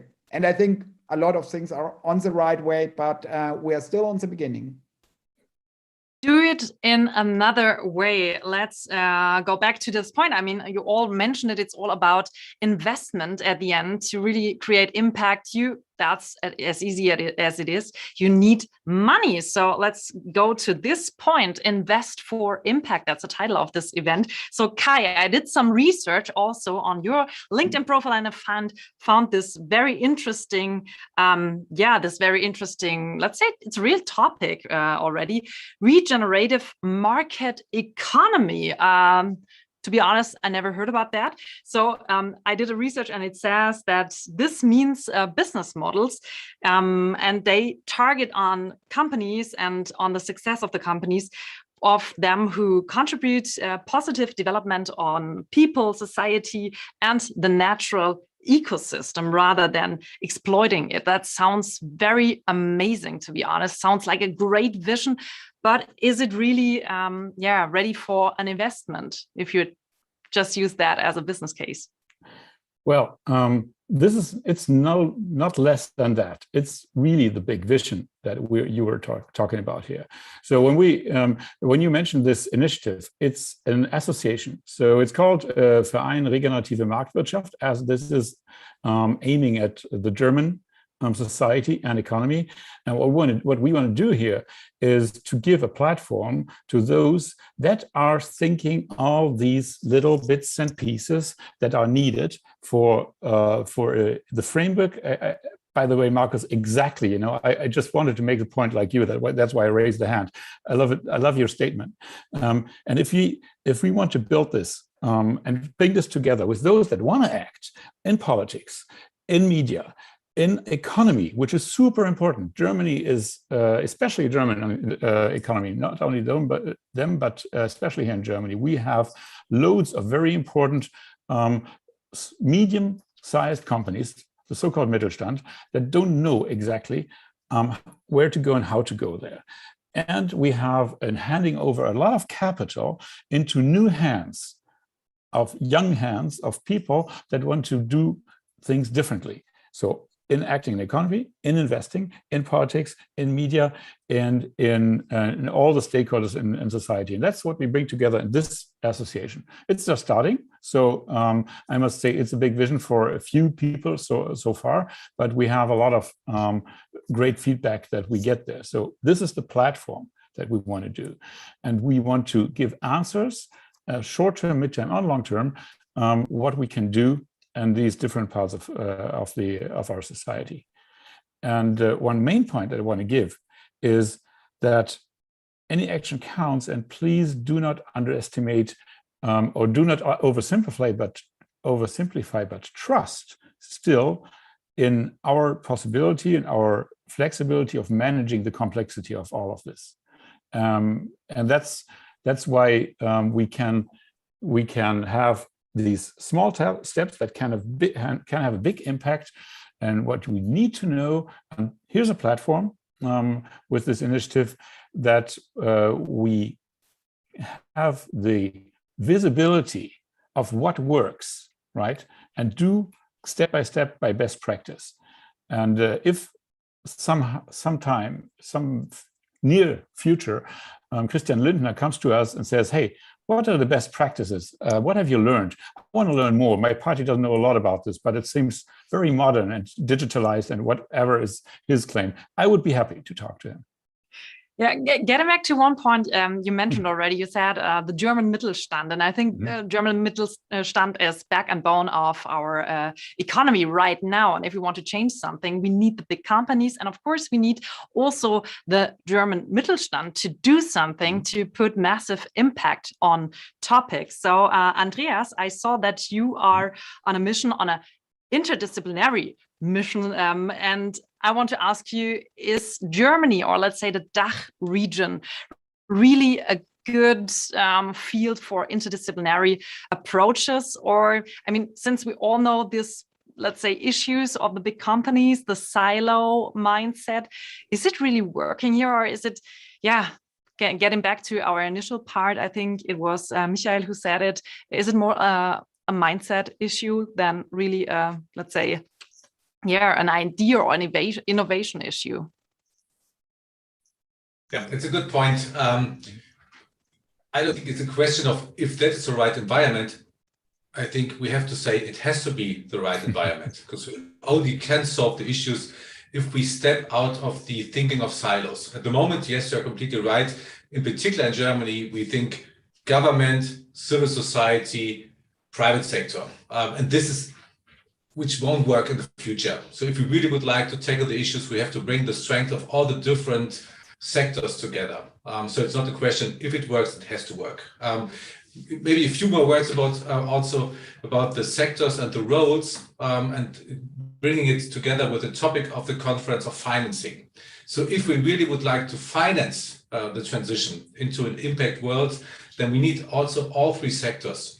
Let me start with one number, and you referred also to the SDGs. So if we really would like to solve the SDGs, we have a funding gap currently of roughly $4.5 billion annually. So that's huge. So if you hear that number, you can imagine that not only governments can solve that. Yes, we need governments, and they have to finance the transition. They have to finance impact. And in particular, with the tradition of a welfare state, like we're having it in Germany or in continental Europe, the government has a big role playing in it. But even more importantly, they have to pave the road for that. So we need regulatory change. We need subsidizes of specific areas. So this is what the state can do. So this is a role of the state. The other sector is the civil society. Civil society by no means has enough money, but civil society has specific strengths. So they have the most risky money that you can ever think of. So philanthropic money doesn't expect a financial return. So that means this money should be used to finance the most innovative approaches, because you can take the risk. This money should be used to finance the add-on, because I mean you can really also support individuals or approaches or target groups which are not covered by the broader approach. So this is what the role of philanthropy and civil society is. And then comes the private sector. So the private sector can finance the most financing gaps, because here we can build business models on that. And if we combine very smartly all three sectors, then yes, we can leverage each other. And coming back to your key question, yes, then we also can prove by financing together, by working together, that collective impact is the way. Wow, that is like Angela Merkel did her speeches at the beginning of a year. That was amazing. That was just a 360 approach here. That was amazing. But I saw Katharina nodding her head when you said something. This is what a state can do. This is what our politics can do. And I also wondered, I mean, we have some, let's say, tax incentives for example, to improve e-mobility or something like that. Katharina, can you imagine that we can also have tax incentives for, let's say, social startup investments? Yeah, first of all, I'm nodding my head because it's a transformative philanthropy. It's such a super exciting movement. For example, the Schöpflin Stiftung is really going forward with this. I really, really like. Yeah, and regarding the tax question, it's really to improve the financing of, yeah, okay. It's working, yeah. Yeah. To improve the financing of eco-social startups, we really need to provide and this tax incentives for private investors, and I really believe that we can make it. And for the investors which finance social and green startups. And another example in the coalition agreement, for example, is that they want to implement the one-stop shops. Markus, this could be interesting for the social and green startups as well. And they really, the Ampel wants to enable startups within 24 hours. So it sounds really great, but we will see how they will proceed. Yeah, to be honest, when I see how our government handled the corona situation, I'm not sure if they can do it within 72 hours, but let us be surprised by them. Oliver, you also raised your hand. Yeah, just one thing. I think as long as impact investing is a voluntary thing, it's good, but it's still voluntary. And the problem is that I think we have to change the rules in accounting, not just tax subsidies or stuff. Yeah, as long as you can externalize costs, so putting costs not in your balance sheet and then waste the environment or do something else without being burdened, then yeah, that's the failure in the system at all. So if that wouldn't be possible anymore, then every investing would be impact investing. Yeah, that's what I'm. The problem is, I read one figure. If you calculate all the externalized costs, it's from every company in the world is more than the revenue from all the companies in the world. That's the big problem that we have. Yeah, so it's a real big problem, but we have to face it and we have to change accounting rules. That's my, because I worked for KPMG for a very long time, so I think I know what I'm talking about, but that's what we have to do. So I see Marcus was doing the, I don't know, is it called it's applause sign, right? For the disabled people who can't hear, I think this is applause, right? Applause, and completely agree, because that is a big problem. At the moment, a lot of the companies which make huge profit, if they look at a complete balance sheet, they do more harm to us as society, to the future generations, than what they pay on taxes. And that is a problem in the old system. We think about scaling, but not implementing the external, the costs which are externalized for society and environment. And if we think the future only in this way, and that is also very important for the investors which are part of this round, then we will scale problems and not the solutions. And when we look what we are facing in the future, we need a complete mind shift. So very, very, very big thank you, Oliver, for this statement, because it's very important, and impact investing have to become the new normal if we want to solve the problems in a real way. And very interesting for me, the World Economic Forum, also BlackRock, they all start. But I think the pioneers, the force which mean it really serious, they should tap more on the gas, because most people in the society want this change, and it's time now, not anywhere in the future, now. Now is a good point, because I have a little look at the time, but Kai, you raised your hand, and I want a quick round at the end. Of course, if there's a question, we can maybe answer one or two questions, just to be the timekeeper right now. But Kai, first of all, it's up to you. Okay, thanks.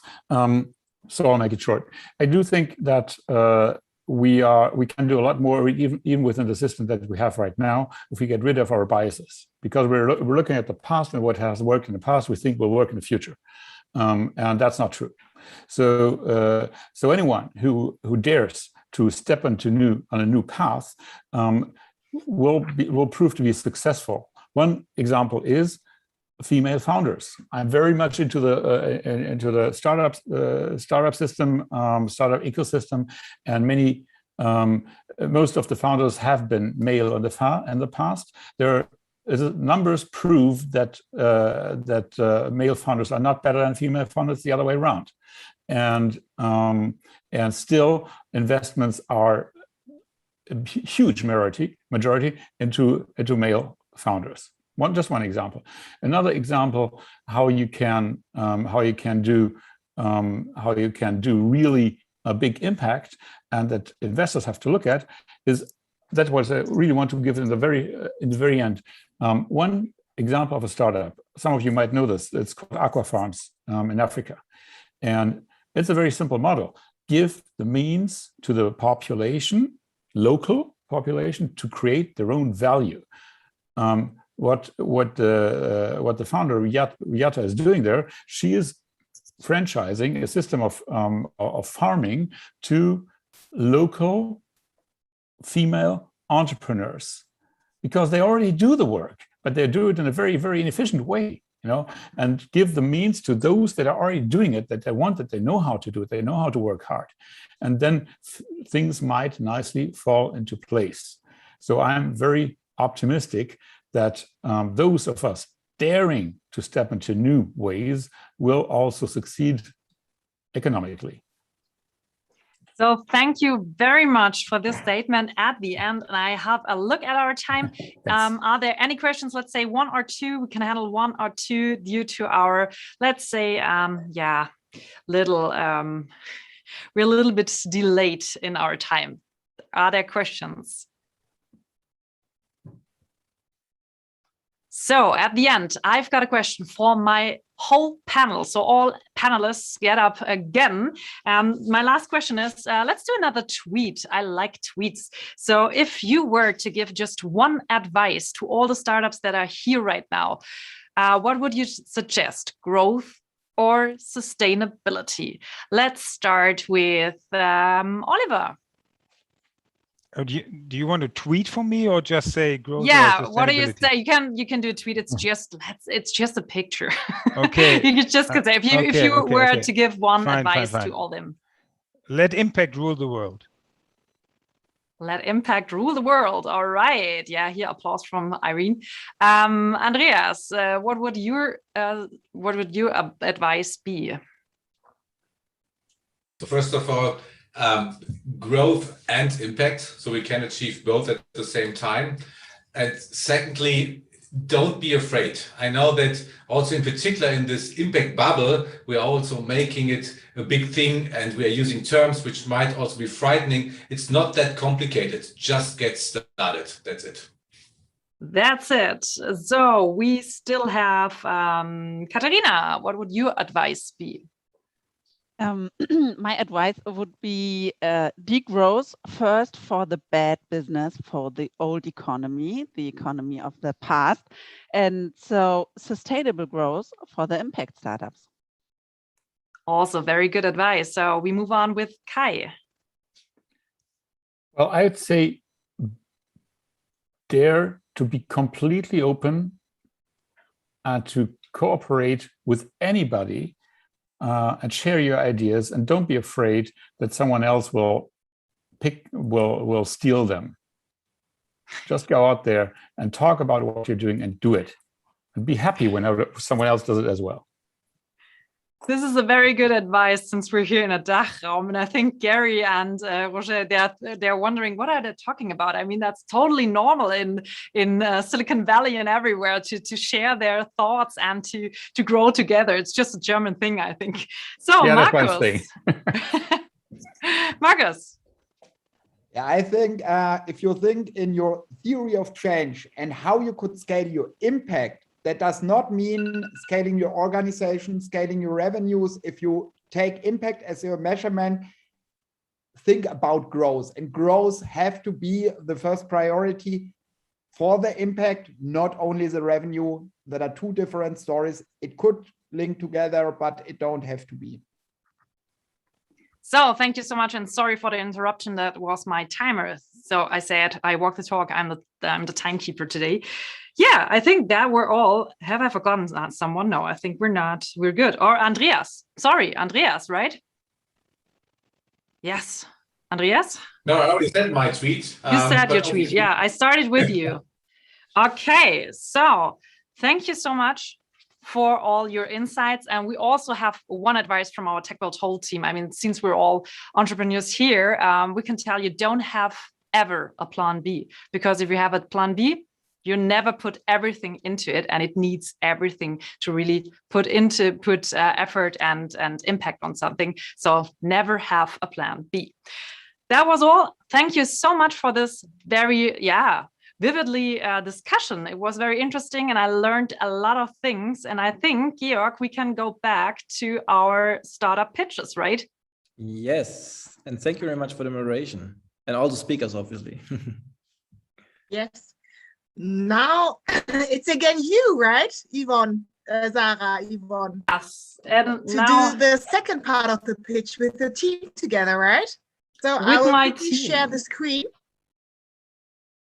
So yes, we are complete together again, and we now start with our next pitches. So I'm pretty sure many of you know the 72 hours rule, and this is not an extension of the rule we've learned as a child. What was on the floor less than 3 seconds may still be eaten. That is not the rule I'm talking about. I'm talking about the 72 hours rule, and that says the following: if you don't take action within 72 hours after you had an idea or thought, your chances to actually do it drop to less than 1%.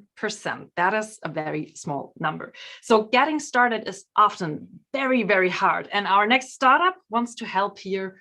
I don't know if it takes 72 hours or longer, but I'm pretty sure they will pitch you their idea within 3 minutes. Here we go with 21 done. Thank you.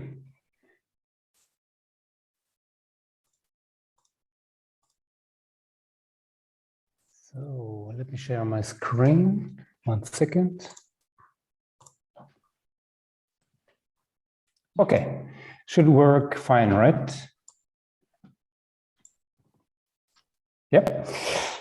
So I'm happy to be here today. I'm Thomas, CEO and founder of 21 Done, which could be your guide for personal growth with a social impact. People are striving for more purpose, as we heard also today. So let's introduce our persona, Lena. She wants to grow as a person. More specifically, she wants to be mindful. She wants to be fulfilled. She wants to be successful, creative, but also sustainable. Unfortunately, she often fails to achieve her goals due to a lack of motivation and time, lack of focus, lack of guidance, but also lack of easy access to diverse personal growth resources to support her personal growth. Currently, Lena visits tons of websites to access resources like podcasts, challenges, articles, quotes, coaches, activities, but also videos. Our solution enables Lena to solve these problems. First, she can identify and focus on a personal goal. Second, she can create a plan or journey with clear guidance. Third, access easily from the journey and our marketplace anytime, diverse personal growth resources. We aim for one more thing, as Lena would feel more motivated to act and purchase from companies when having a social impact. Every booking supports first a small local business, but also a charitable project. The solution will be profitable from 2025 on. After investing for some years, you see we'll be profitable in 2026, having acquired almost 500,000 customers. 6 reasons why we are confident about achieving this growth. First, we have a very scalable business model. Our basic revenue model is the commission model. Every time a user purchases a personal growth activity via our marketplace, we earn a commission. Next year, we will also offer a subscription model for B2C and B2B, so that users can also, unlock premium features for $7.99. Second, we have very strong mission and brand. We empower individuals to grow as a person and have a social impact. Third, we have a strong USP compared to other competition. To pick one, we offer an easy, holistic access to most helpful resources for personal growth. Fourth, we address several mega trends and United Nations goals more than any competitor. Also, there is strong growth in the different markets in which we offer services, as indicated by the numbers and media statements. Fifth, we are prepared to scale our business on a wide geographic landscape. After validating our concepts and prototypes and acquiring some customers and partners within our beta version, we are ready to go live in January. 6, we have an awesome and diverse team. And finally, and now it's on you to get on board to fund our growth plan. Thanks a lot. All right, 20 seconds longer, but I think it was interesting enough to hear. And everyone knows Lena. I think we all have Lena inside. I feel with Lena. So thank you very much for this presentation. And now it's up to the jury. Are there questions? Any questions from our jury? I'm going to start then. So you mentioned that in the future there will be a B2B model as well. Who will be the B2B customer? So the employees, which we want to support, who we want to regard as individuals and not only as employees. So currently some competitors support employees in their personal growth, or let's say employees growth, they focus on skills enhancement like leadership qualities, for example, but we see individuals or employees as individuals, supporting them to grow as a person. So more holistic, to be more mindful, for example, but also improve on their professional skills. All right. I hope this answers your question. Yeah, I hope this answers the questions. The question, are there any other questions? Or I think you did a really great job, Thomas. So you can grab a beer and relax and watch all the others. Sure. So thank you so much. And I hand over to Annie. Yeah, let's go to the next pitch. So think about your career prospects are changing. What happens when the next big job is in Germany? You'll accept it, of course, and you'll head on to good old Germany. And the next challenge is just lurking around the corner. There's a foreign country, a foreign culture, and this really complex and really difficult foreign language. And how do you learn it best in a pleasant atmosphere? Are you going to Volkshochschule, or is there maybe another way? The founders of Himidipi have asked themselves exactly these questions and will us explain how to do it. Welcome, Himidipi. Thank you so much. And that was a wonderful way to introduce ourselves. And yeah, I will just start my, it's my screen.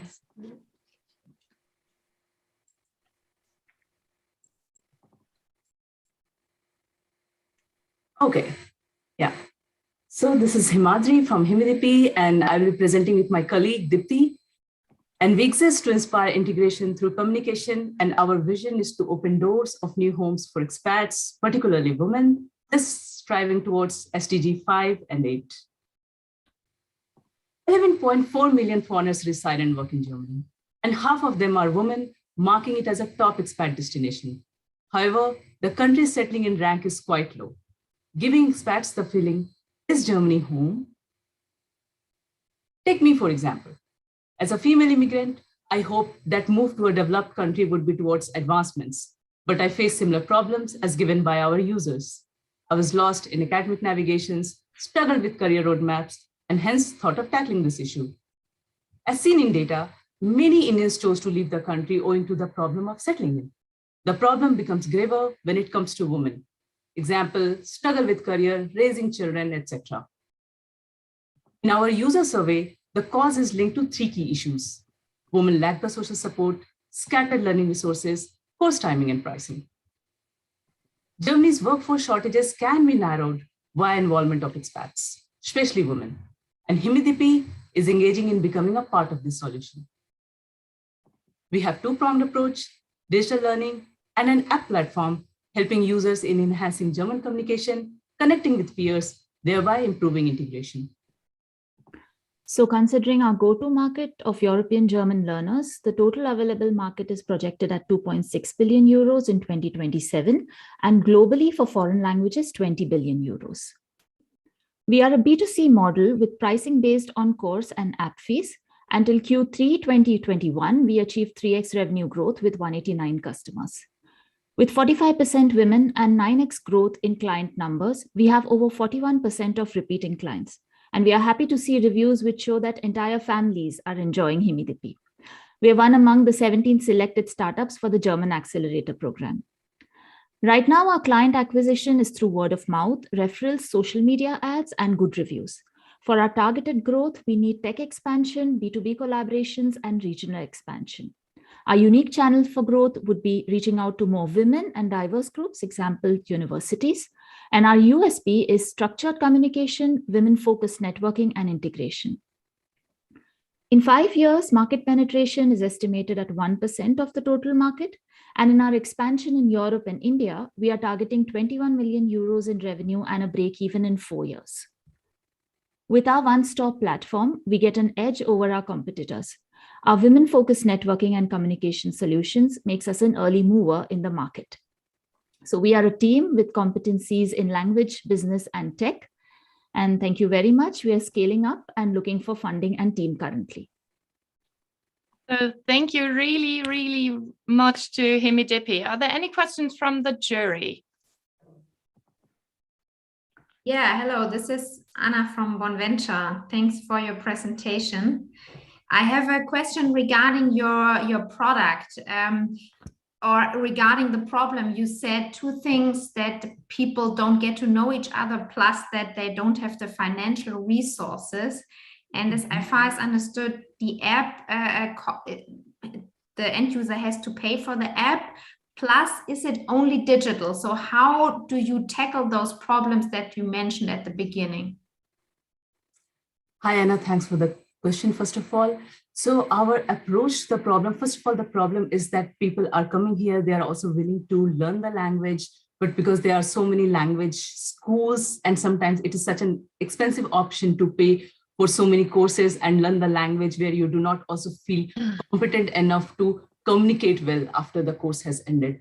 So what we have designed, we have taken a two-pronged approach, and one approach is already in the place. It's already outside in the market since 1 year. So we have live courses and digital and on-demand digital courses, which are pre-recorded courses. So we have kept our courses very interactive. They are very experiential-based courses. Although they are online, we have made courses in such a way that the professional component is always an integral part of all the courses, thereby equipping themselves to express confidently at workspace. So that is one thing that we are doing. Secondly is that we have parallelly events going on, which are done by experts who enlighten on one of the topics that are very crucial to integrate here in German culture. For example, talking about German school system. And when people are here, they are actually lost about so many cultural and social topics that they feel really benefited from these kind of events.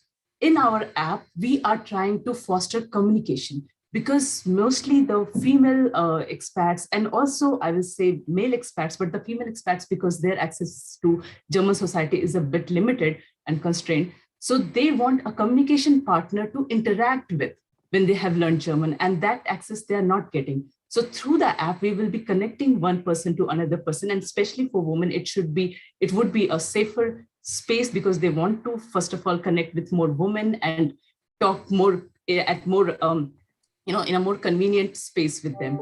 So there it is different from other agencies, because they do not have to bring anything in exchange. They do not have to do a tandem partnership where you have to bring one language from yourself. They are two language learners, German language learners, and we have provided, or we are just building that structured communication there so that they can interact with each other and feel their communication skills enhanced by that. And in our third part, we are still working on that. That will be the networking, where women could connect to each other and do the knowledge exchange, which is already happening on many platforms, but it is not structured and they're not feeling safe enough to be there. For example, Facebook, like we have done in our slide. So that we are doing as well, so that they feel safe and confident about expressing themselves. Okay, thank you so much for this extended answer. Are there any quick questions and brief answers right now, because the time is running? I just have a quick question about the connecting through your app with others. So how is that done? Is that something that you make recommendations based on people's profiles, or I'm just trying to better understand the community building around your app? Yeah, so the app will be rolled out, hopefully the basic version of it in next year, February. And what we are currently aiming to do with it is that based on your common interests and based on your level of language, we will be connecting people, and they will be able to choose from various topics there on what they want to have their practice session for around half an hour or 45 minutes, and they will get some some kind of structured inputs as to how they can go about with their communication, and they would be able to communicate. So this is on the communication aspect. And on the other aspect of community building and networking, we are still working to make the idea concrete. Okay, thank you so much, Himidepi. Thank you. So it's time for the next pitch, yes, right? It is. So love is all you need. If it only were that simple, right? Often love is not enough after the first butterflies moved out and everyday life with open toothpaste tubes and socks lying everywhere moves in. We all know that. So this is even scientifically proven because the hormone you have heard about maybe called oxytocin, it's the cuddle hormone. It decreases in long-term relationships. It really does. So not only socks, but also the biochemistry of our own bodies are getting in the way of happy and long-term lasting relationships. Before we're facing all the broken pieces of our love, that's dramatic, isn't it? But it is. I mean, we're talking about take a shower love. now. It is. But wouldn't it be clever to have something that determines if our relationship needs a little more extra care and attention? So maybe Lovelane has a solution for that. It's time for your pitch. Thank Are you ready? Yes, I need to share the screen, but I feel like this was a very good introduction already. Wow, so thanks for that. Let me see.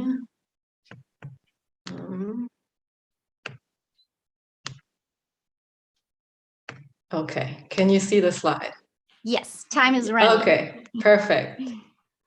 So during COVID, you've probably noticed how important romantic relationships are, either as a single or as a couple spending 24/7 together. Relationships are so important, they can significantly impact our mental health, but we're actually really bad at leading relationships, like really bad. Over 40% of married couples get a divorce, and in Luxembourg, it's even 88%. So why are we actually so bad? Well, we never learned how to lead healthy relationships, and we're not getting the help we need when we actually run into problems. Relationships are the forgotten foundation of mental health and well-being. Enter Lovelane. Lovelane helps couples lead better relationships, but in a fun way. So how does it work? This is Lulu. Lulu is your Tamagotchi of love. And she can be happy, sad, playful, and a lot of different moods. And she's your early warning system that helps you understand how your relationship is doing and what you can actually do better. You can find new inspiration for your relationship in our app, date ideas, articles, or writing love notes to each other. You can get better at being a partner with our micro-learning courses. And you can find quick help through chat with a coach. So at the core, we're actually building a relationship care app for couples. So a monthly subscription and additional fees for booking coaches via chat or consultations. And we're starting with most stress groups like parents and mindful couples. We're also adding partners that can market their product on our app to couples and using affiliate fees for that. Our vision is to create a platform for all relationship topics, including coaches that can actually share the content and build communities on our platform. As you can imagine, our market is pretty big. So only starting with German-speaking countries, we have market potential of 12 million people and 668 million euros. And this is just the beginning. So wider Europe, US, Canada would be 3.6 billion. And this doesn't even include revenue from coaches and partners yet. We started in April, validated problem solution fit and user acquisition costs, and launched the first MVP. And so far, we've gathered extensive user feedback, which has been super positive, with 70% of couples or unhappy couples wanting to use our app. Next year, we'll launch our official stores and start all our marketing channels, starting with paid and app store optimization. We are Lovelane, Mirko building our entire app, Rico, our relationship expert, and myself having built 2 coaching products. So we're just at the beginning of relationship care like self-care was 5 years ago. Come join us and create more happy couples. Thank you, Lovelane. Any questions concerning Lulu?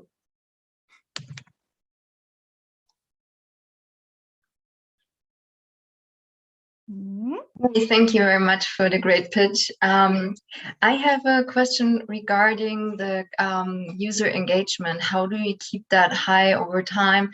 Probably you want to keep the people also when they are switching from one relationship to the other. Is there any plan to that?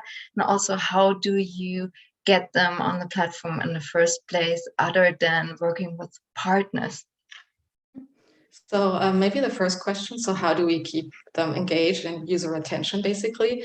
So we really thought about this a lot, and that's why our positioning is clearly not as a couples therapy app, which we actually started with.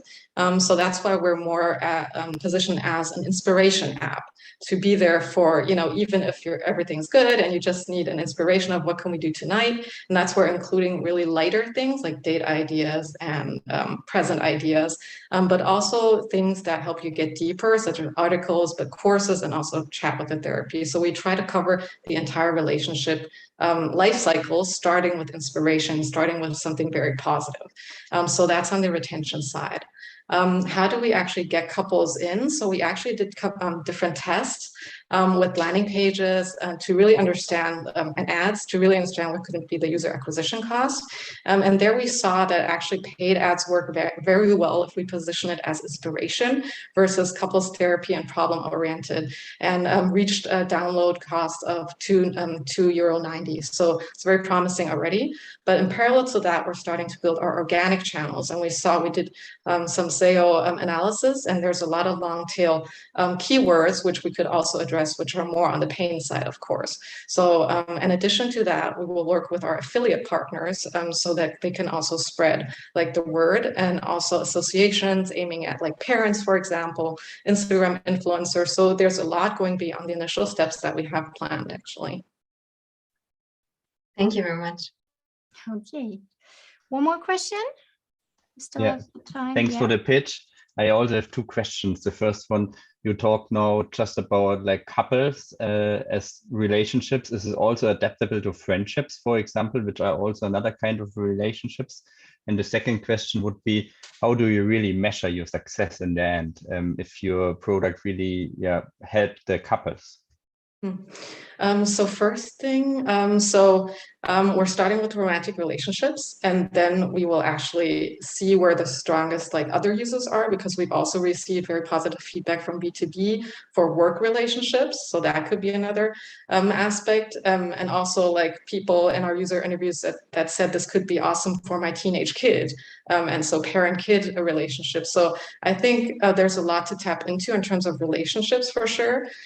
So we'll see once we're further on with the product and do more user interviews and other target groups. So that definitely is an option with the current product already. So it's just about switching the content actually in that case. So it's quite scalable for those topics. Yeah, and then the second question was again, sorry. How do you measure your success? Oh yeah, measure our success. So we're actually working with the University of Potsdam to start building, effectiveness measurement. So we're just at the beginning of that, so we don't have a specific answer yet, but we're based on EFT, so emotionally focused therapy, which is a very measurable way of couples therapy. And actually, there's a lot of studies that shows that it is the most successful way for couples therapy. So that is already a good basis to make it very measurable, but we haven't defined that yet. That's something we're going to do next year with the University of Potsdam. Okay, thank you so much. Caroline, you have one more question? Yes, thank you. Just a quick question, just to get my head around it and get it right. You're actually creating most of the content yourself, right? Or are you also, because you mentioned articles and it'll be a platform, what's sort of the ratio between what you're creating yourself in terms of content and what you're reusing from external? And maybe you can give us just a little bit of an insight on the team. That slide went really fast. Basically, who's creating the content? Yes, so actually the team is bigger than what we showed. Currently, we're creating all the content ourselves, plus, so we have a couple of interns, plus actually we have a couple of therapists, so other therapists that are not on the slide that are supporting us as well, because they want to position themselves early online. Because we saw with COVID, a lot of couple therapists want to build their online presence, so they see this as a very good opportunity. So we'll start actually really focusing on our own content to ensure the high quality. And then once we have a good basis of that, we will then see if we want to, become more of a marketplace, basically, where therapists can post their content. But we really want to start with our own content to make sure the quality is very good. Okay, thanks a lot. So we're moving on right to the next pitch. Okay, so if you think about more than 85 million people on Earth have to use a wheelchair, and lots of them are dependent on an electrical wheelchair. What are you doing if you're not able to move it by yourself anymore? Sure, you can ask somebody for help, but the human nature is concerned to be as independent and self-sufficient as possible. So in a highly technologized world with AI, it should be possible to help exactly here. Monevo has taken advantage of this problem and will tell us now how it works. Hi, Monevo. Hi, good evening, everyone. I'm gonna start sharing my screen.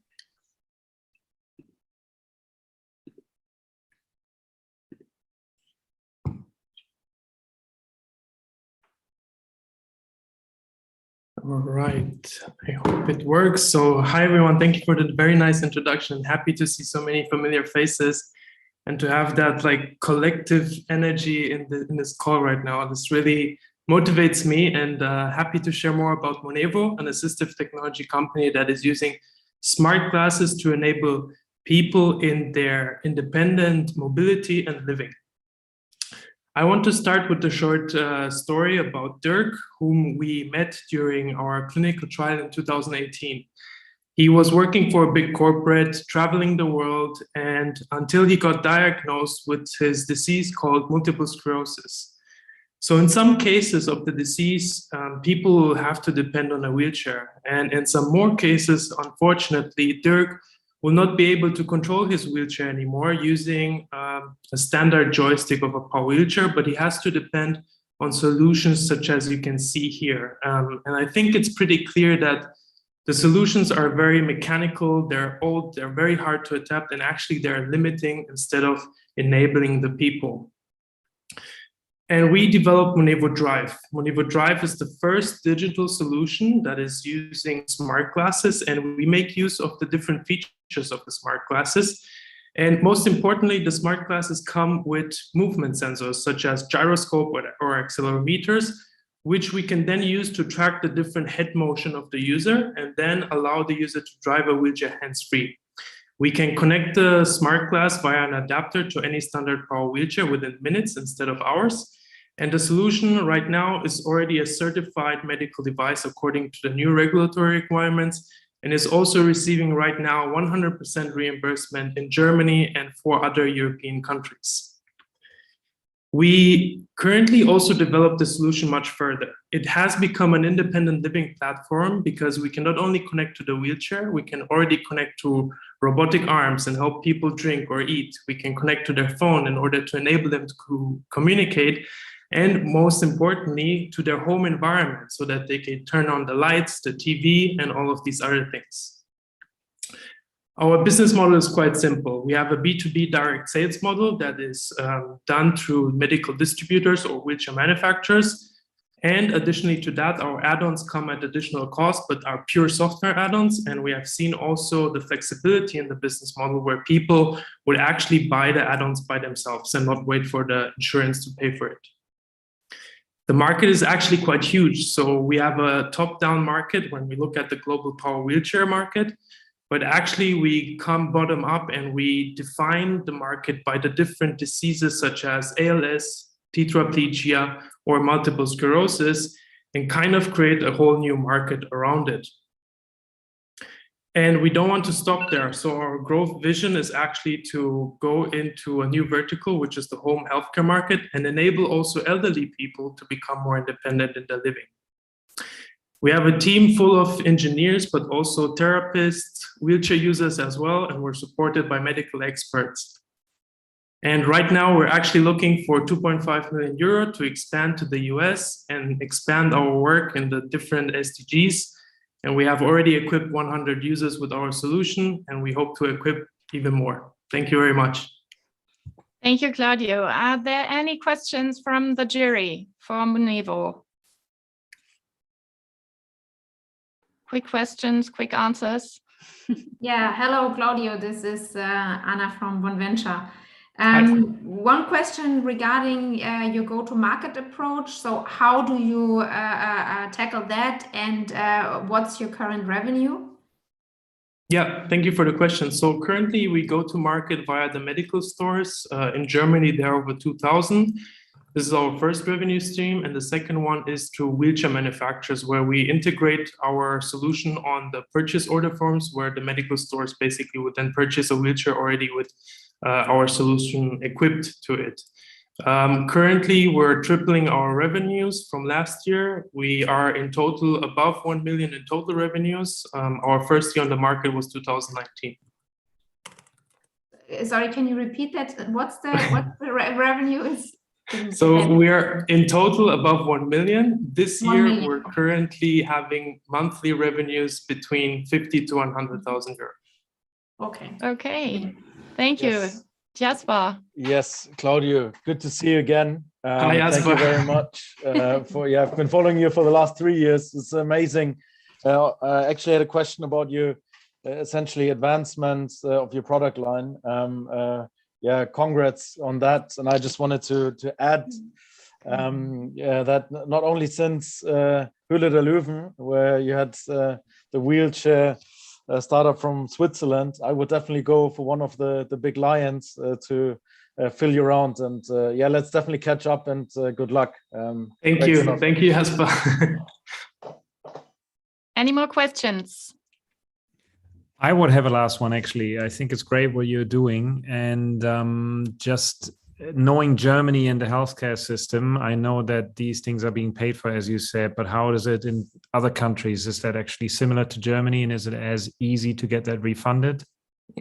It's a really good question. I have to say it's not that easy, unfortunately. But what we achieved so far is amazing by having it already reimbursed in Switzerland, Austria, Germany, the Netherlands, France, and also Norway. And we basically, our success derives from the fact that we try to incorporate all the different stakeholders in the beginning. So if you look at the UK, it's a centralized system with the NHS. In the US, it's completely different, where we also will launch in a different way in the beginning.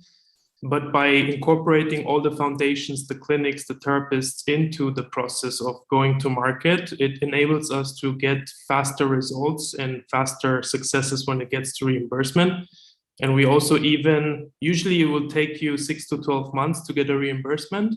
Our current average reimbursement time is around 3 to 4 months, which is really fast. Okay, thank you so much. So we're heading over to the last pitch of today. Yes, the last one. So social networking has overtaken our lives, not only in the private field with TikTok and Instagram, but also in the business context.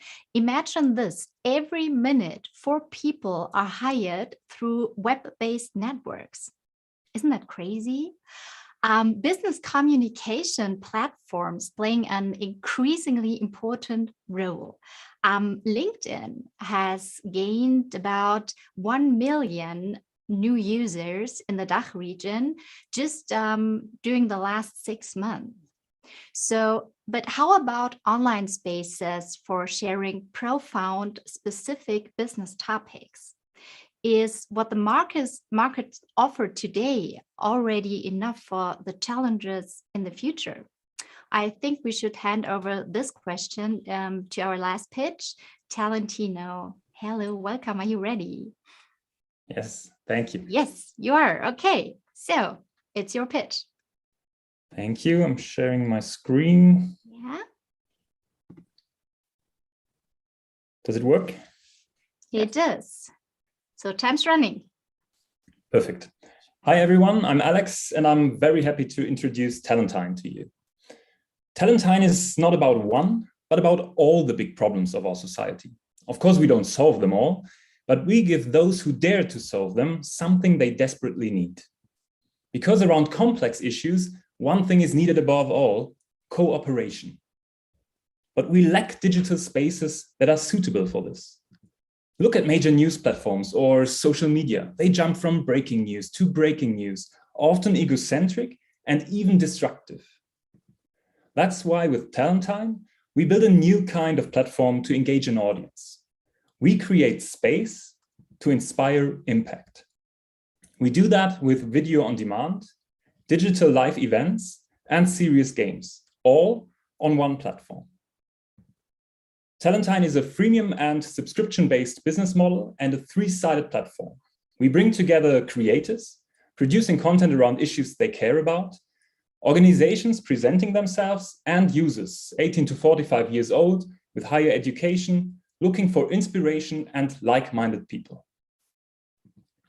The average annual revenue is 5,400 euros per paying organization and 74 euros per paying user. If you take our first market alone, Germany, Switzerland, and Austria, we're already looking at a market potential of 1.8 billion euros. We reach people mainly through network effects. We convince big organizations and creators with an existing audience to use the platform and then leverage their reach to grow. We have launched our first MVP in June 2020 and have worked with more than 200 organizations and over 100,000 users since. We've generated over 500,000 euros in revenue so far. And in 5 years, we are aiming for 49 million euros in revenue and a gross profit margin of 75%.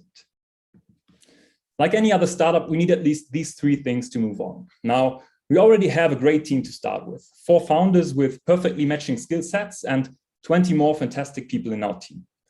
We also have a solid strategy how to move on, using design sprints to develop the next platform version and extending the collaboration with organizations and established creators. Right now, we're looking for seed funding and partners who share our vision to bring speed to the matter. There is a chance here to create a completely new kind of media and content platform, where the ego of the individual is not in the foreground, but the shared experience and the joint impact. So let's build a platform where we are collecting fellows, not followers. If you like to get in touch, I look forward to an email or just look me up on LinkedIn. Thank you very much. Just in time. Wow. Yeah. There's a 3-minute call. Thank you, Alexander. Are there any questions? Jasper, I see you raising your hand. Is that right? No. Yes, sorry. I'm always, thank you very much. Quite impressive that you're already doing revenues. I'm always struggling the more aspects you add to platform. And I just read 1, 2, but 3-sided platform. How have you managed to keep the balance between obviously organizations presenting themselves and obviously B2C? And what is the idea to scale and where to focus on? That would be very interesting for us to understand. Yes. So as we're talking about complex issues and complex topics, I guess a platform and a solution has to be kind of complex and has to needs those different influences and those different perspectives. That's why we try to combine them on one platform. At the beginning, we're focusing on the organizations and on HR simply because there's our network and this is where we are coming from. So this is our first focus. But we feel and we see that a lot of creators and a lot of talents and a lot of young people are looking for for new possibilities and new opportunities and new digital spaces to actually connect not only to possible employers, but to like-minded spirits, to like-minded people, to communities, to other people who share the same goals, share the same purpose. And that's why we started to combine those different perspectives on the same platform, and yeah, going from there. Okay, thanks a lot. So we have time for one more question. Do you see one more question? No? Everyone is hungry, I think. Yeah, I think, me too. Everyone hear is it that hungry way. and everyone is waiting for the winners. Yeah, we all do. So I'm handing over to Georg, I guess. Yeah, thank you very much for this wonderful moderation. Thank you very much for the last pitches we heard again. So 11, I think if I counted correctly, no, it's 10, right? 10 amazing pitches we heard today. We had 7 or 6 amazing speakers and so much input, so many impulses and positive energy in this room. So before we announce the winners, let's maybe, I know that's difficult on Zoom because everyone is muted and people do like this, but let's try to have some group applause together, right? Okay, for everyone that took part in this session here, be it a mentor, be it a jury member, startup, moderators. So let's wait, I will take a picture. Oh yeah, okay, keep on moving. So it's a little bit movement the last 3 hours, right? We are all sitting down, it's good. Are you done? No, not yet, because I have to take the second round. Ah, okay, right, you're more You all look amazing. Yeah, and thanks a lot also for the timekeeping. I think it's really good that we now have coming to this end, and we managed to manage the time, right? I'm just realizing it's a long evening already. Irene. Okay. Maybe one last reminder. I'm not sure, but that has every jury member voted for their startups, or let's say voted for all the startups, and then your favorites? Yeah. Okay, I see some thumbs up. That's very nice. Irene, I think let's let you announce the winner, right? No, before we announce the winners, we first have the results of our Mentimeter survey. Hey, just a second, I'll share my screen with you. So let's have a look. Oh, what a wonderful word cloud, those are the results. Equality, change, sustainability. The question was mission hashtag invest for impact. What does impact mean? Positive change, make a difference, responsibility, equitability, the future, innovation, serious impact, mission. I don't know, so many positive aspects, right? Solutions for the futures. Do not be evil. I like that. Positive contribution, survive with no regulars. Good one. Real changes. Yes, it's all about real impact. And of course, long-term thinking. I think back of our panel discussion, totally true. Circulation, improving society. Yes, let's make an impact and change the world for a better place. Transformation. Thank you so much for your input. I think we can actually share this on LinkedIn also tomorrow, and yes, together with the hashtag Invest for Impact to see and to share all these. Exactly. Ideas. I have so much to share. I took some pictures in between. Then we have our panel discussion. So much to share. I think I'll be occupied for the next 2 weeks. Amazing. And maybe one more aspect, even though we had like a long panel session talking about what does impact mean. So just to clarify the hashtag again, right? Invest for impact doesn't only mean that we need investments from investors or anyone else for impact startup, but also that we all think about our own role in our society, in our lives, and how we each other of us can invest, be it time, be it anything else, in order to create a positive impact. So this is the whole idea of our event, and I think we all made a good job together, hopefully to put this on the table. And Irene, are we ready to announce the winners right now? Yes, definitely. So we will obviously start with place number 3, right? Oh my goodness. I'm so happy. You were all fantastic, of course, right? But we have to announce the winners just because we have the prizes from More Than Digital. There's no other reason why we're doing this, okay? So I'll start with the 3rd place. Please give it a big warm applause for Munevo! Yay! Thank you. Thank you very much, everyone. Congrats, Excited, super Claudio. excited. Yeah, fantastic. So now let's move on to the 2nd place. Why am I supposed to do this? Okay. 2nd place is Love Lane. Thank you. All about love, right? Yes. I'm happy everyone sees this as a topic. Thanks. So, Marie, before I move on, you said at the beginning that the winners will be participating on the Impact Tech European Finals, right? Yes, on the 3rd of February. Yes. And you don't have to say yes right now, but I'm urgently begging you, such amazing startup. Could we take all the 3 of them to the European finals? Is there any possibility? We will consider it with our team. Okay. Today, startups were amazing. Let's talk about it tomorrow, okay, Mary? Okay. But no pressure, Mary, no pressure. No pressure. That's why I'm using the opportunity right now. We are just asking, right? Oh, there are other people in the room we didn't know about. Perfect. Okay, so the 1st place goes to Africa Gintech. Congratulations. Woo! Thank you so much. Congratulations to everyone.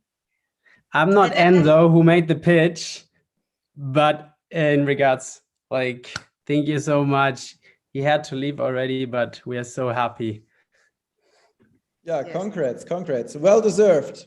Yeah, thank you so much to everyone who made this event possible. First and foremost, of course, to Georg, my sparings partner, then to our Cooperation Network partners, to our wonderful host, Tech Well Told, fantastic job, our jury members, our mentors, our speakers. Did I forget anyone?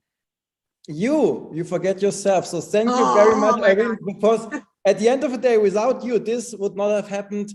So thank you very much for not just inviting me and a strategic partner, but everyone else in this room, jury members and mentors. So thank you very much. And I'm really looking forward to everything that will follow up in the next year. We have some plans, right? We're not sharing yet, but we have some great plans. And yeah. And thank you also to Marie and Startup Network, my partners in crime. And of course, as you can remember, the last time we had hashtag 25to25, the female founder pitch, this time the social impact pitch. And of course, another great topic is also waiting for us. And is she there? I'm looking at Julia Kisik. I have an eye on you. You can imagine what I'm talking about, but we will get back to you with the next major topic we'll be tackling as a special edition of the Unicorn Pitch Battle, Unicorn Cup, of course. And then that's great.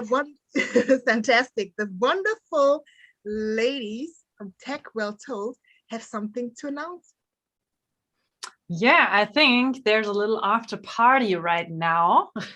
If we were informed right, but Irene, I think this is something you should tell the people, right? Okay, I'll try. So we thought about making an after show before Christmas, maybe coming together, also celebrating all together and having, again, another little panel discussion, and you're all warmly invited. Would be happy to see you there again to do some reflection thing. And Tech Well Told will also do some wonderful videos And we will want to sum up the event, and everyone who's willing to give us a statement considering the event, please feel free to contact us or to contact Tech World Talk. Have a wonderful evening, and thank you so much. And Georg, do you want to have the last word? No, I don't. No, there's nothing to add. Thank you so much for everyone. And stronger together, invest for impact. Let's have a positive impact to the world. Thank you and goodbye. Great evening. Bye-bye. Bye-bye.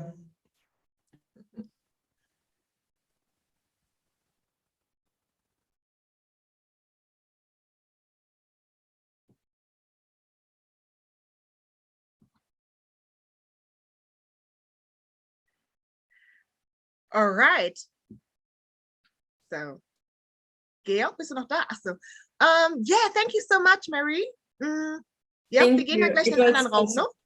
Yes. Sorry? Did you like the event? I like it, really. I like it. It's still recording. Oh. And live streaming stopping as well? Stop the live streaming? Oh, yeah.